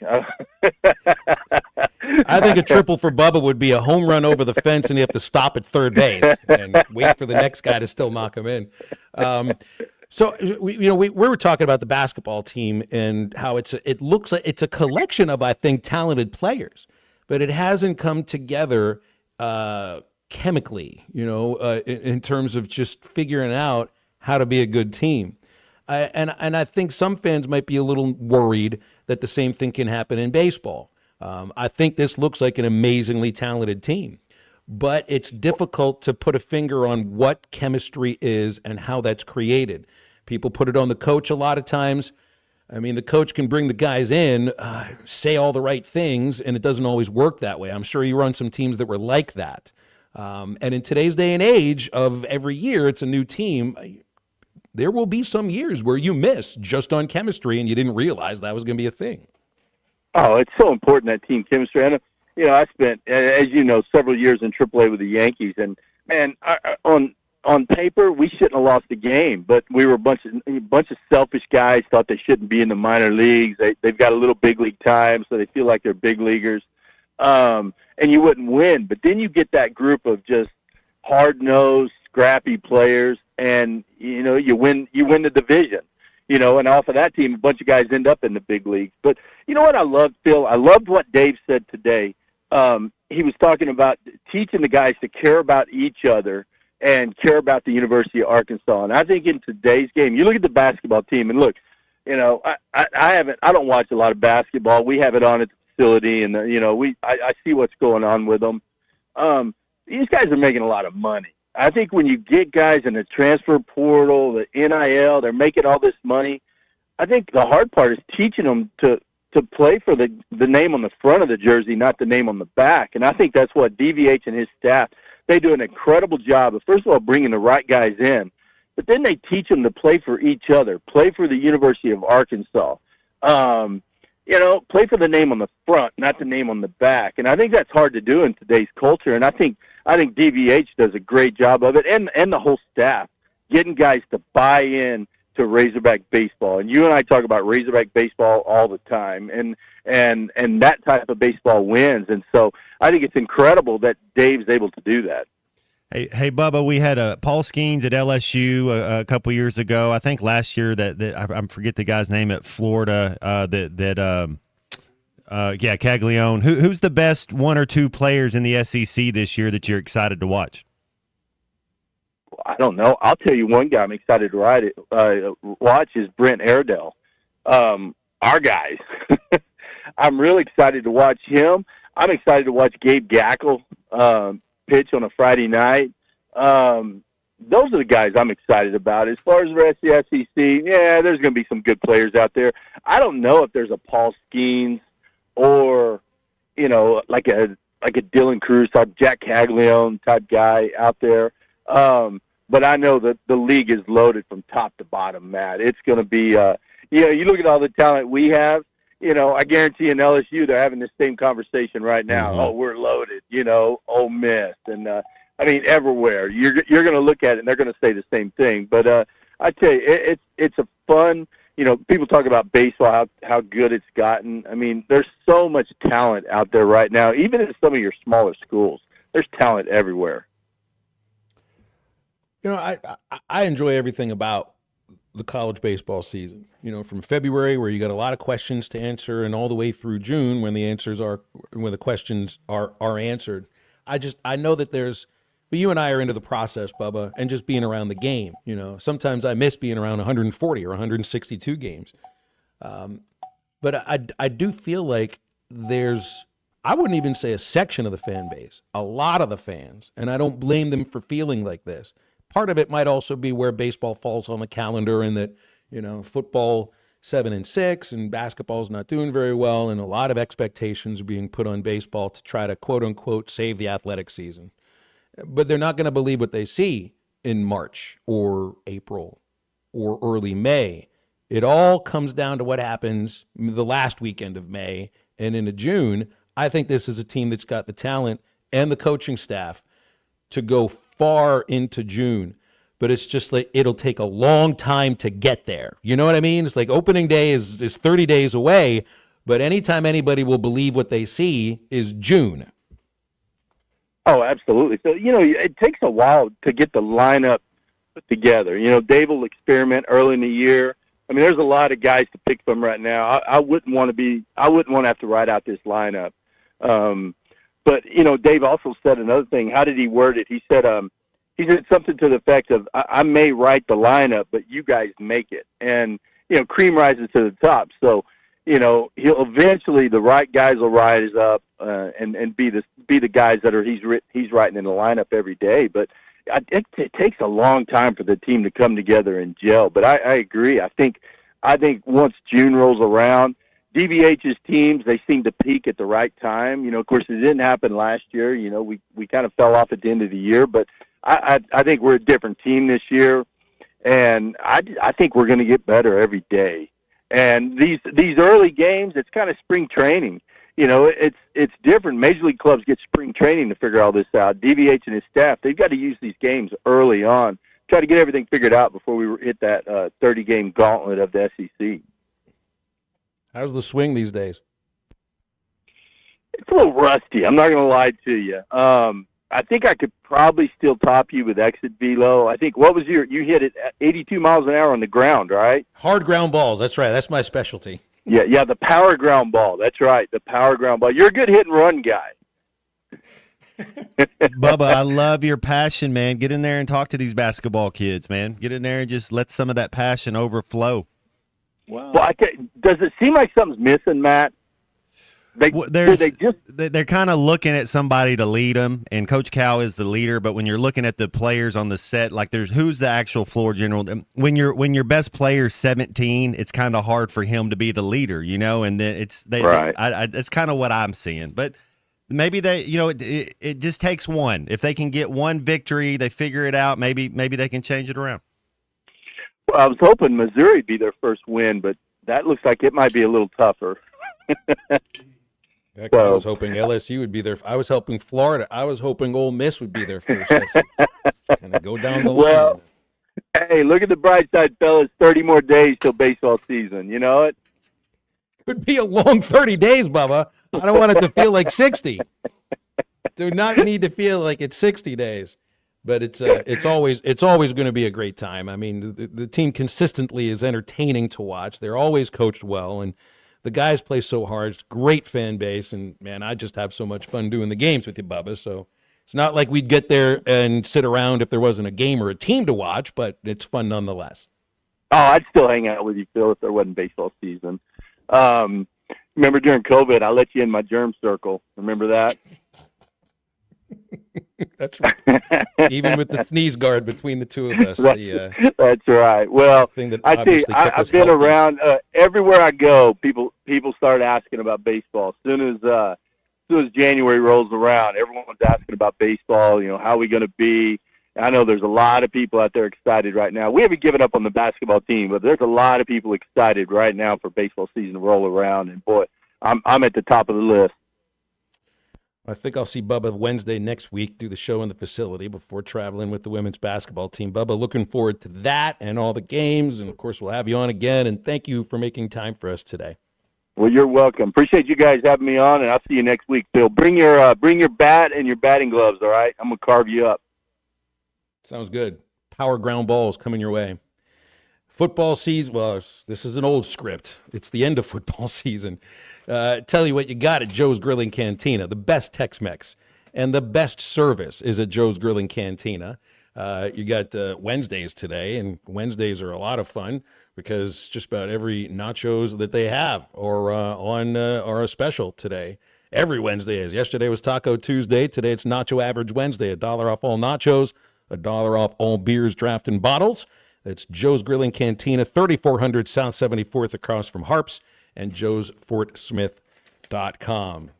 Back to wrap halftime up right after this break. This is halftime. Valley Family Dental at the entrance to Riley Farms provides every type of dental care and procedure for you and your family. General dentistry, braces, implants, same-day crowns, and cosmetics. Dr. Sparkman, Farmer, and now Dr. Blaine Van Nice work to give all of their patients a better life with a better smile. Valley Family Dental, 5901 Riley Park Drive, Suite A at the entrance to Riley Farms. Let them know you heard this on ESPN Radio and receive $300 off a snore guard. Valley Family Dental, 479-226-3500 for an appointment or visit valleyfamilydentalpractice.com. Do you need help with your next project? Metters Lumber True Value is here to help. A family-owned business since 1936, the staff has more than 90 years of experience in construction and the hardware business. If they don't have what you need, they know how to get it, and they are more than happy to accommodate your special order. So whether it's building a new deck, a paint project around the house, or needing a new set of tools, Metters Lumber True Value has everything you need. With locations in Alma, Ozark, and Clarksville, and you can shop online at metterslumber.com. Metters Lumber True Value. Old Man Winter is here, bringing cold, nasty weather. And Jelco Outdoors has all the gear to keep you warm and dry. Insulated coats, jackets, overalls, coveralls, thermal socks, and gloves for kids up to men's 4X. Jelco Outdoors has the largest selection of winter boots in the River Valley to keep your feet warm and dry. Need a portable heater? Jelco has plenty of Mr. Heater portable propane heaters and accessories. Come see us at Jelco Outdoors. Stay safe and stay warm this winter. Jelco Outdoors, 4600 South Zero in Fort Smith, your cold weather store. Here's to you and yours from the friendly folks at In Good Spirits, your upscale liquor store in Fort Smith. At In Good Spirits, they've got what your taste buds are craving, including flavorful wines from around the world, scrumptious brandies and liqueurs, tempting whiskeys and beers, and fine cigars. Treat yourself to the best as you listen to the game. Check out In Good Spirits, 12100 Highway 71 South, across from Riley Farms in Fort Smith. Watch every Hog game this season at Joe's Grill and Cantina, your home for half-price apps and taps during every Hog game. With TVs all around the restaurant, you'll have a front row seat for all the action. Half-price appetizers like Joe's Sampler Platter, Ballpark Nachos, 10-layer dip, brisket nachos, and Mexican pizza. And ask about Joe's tailgate packages to make your football experience even better in the comfort of your home. Half-price apps and taps for every Hog game at Joe's Grill and Cantina, 3400 South 74th Street, across from Harps. The Party Place has everything you need for special occasions. Super Bowl parties, Mardi Gras celebrations, Valentine's decorations, and more. Party supplies for 1 to 100. Shop the Party Place in Fort Smith. The Party Place in the Tuesday Morning Building behind Ashley Furniture in Fort Smith. Get ready for your party at the Party Place.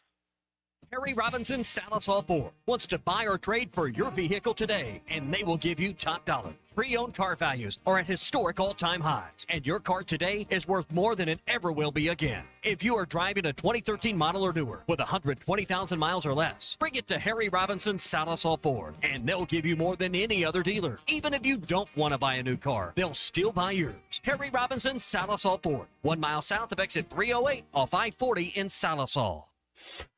Join the ESPN Arkansas crew Thursday, January the 16th from 4 to 6 p.m. at Choctaw Casino in Pecola. This February and March, Choctaw Casino is giving away 2 brand new cars and over $100,000 in cash. Don't miss Chef Rocco DeSpirito February the 7th and 8th at the next Celebrity Chef Takeover. There's entertainment for everyone at Center Stage. Join us this Thursday, January 16th from 4 to 6 p.m. at Choctaw Casino in Pecola. This is how Pecola plays. Your home for every Razorback football, basketball, and baseball game. ESPN 95.3.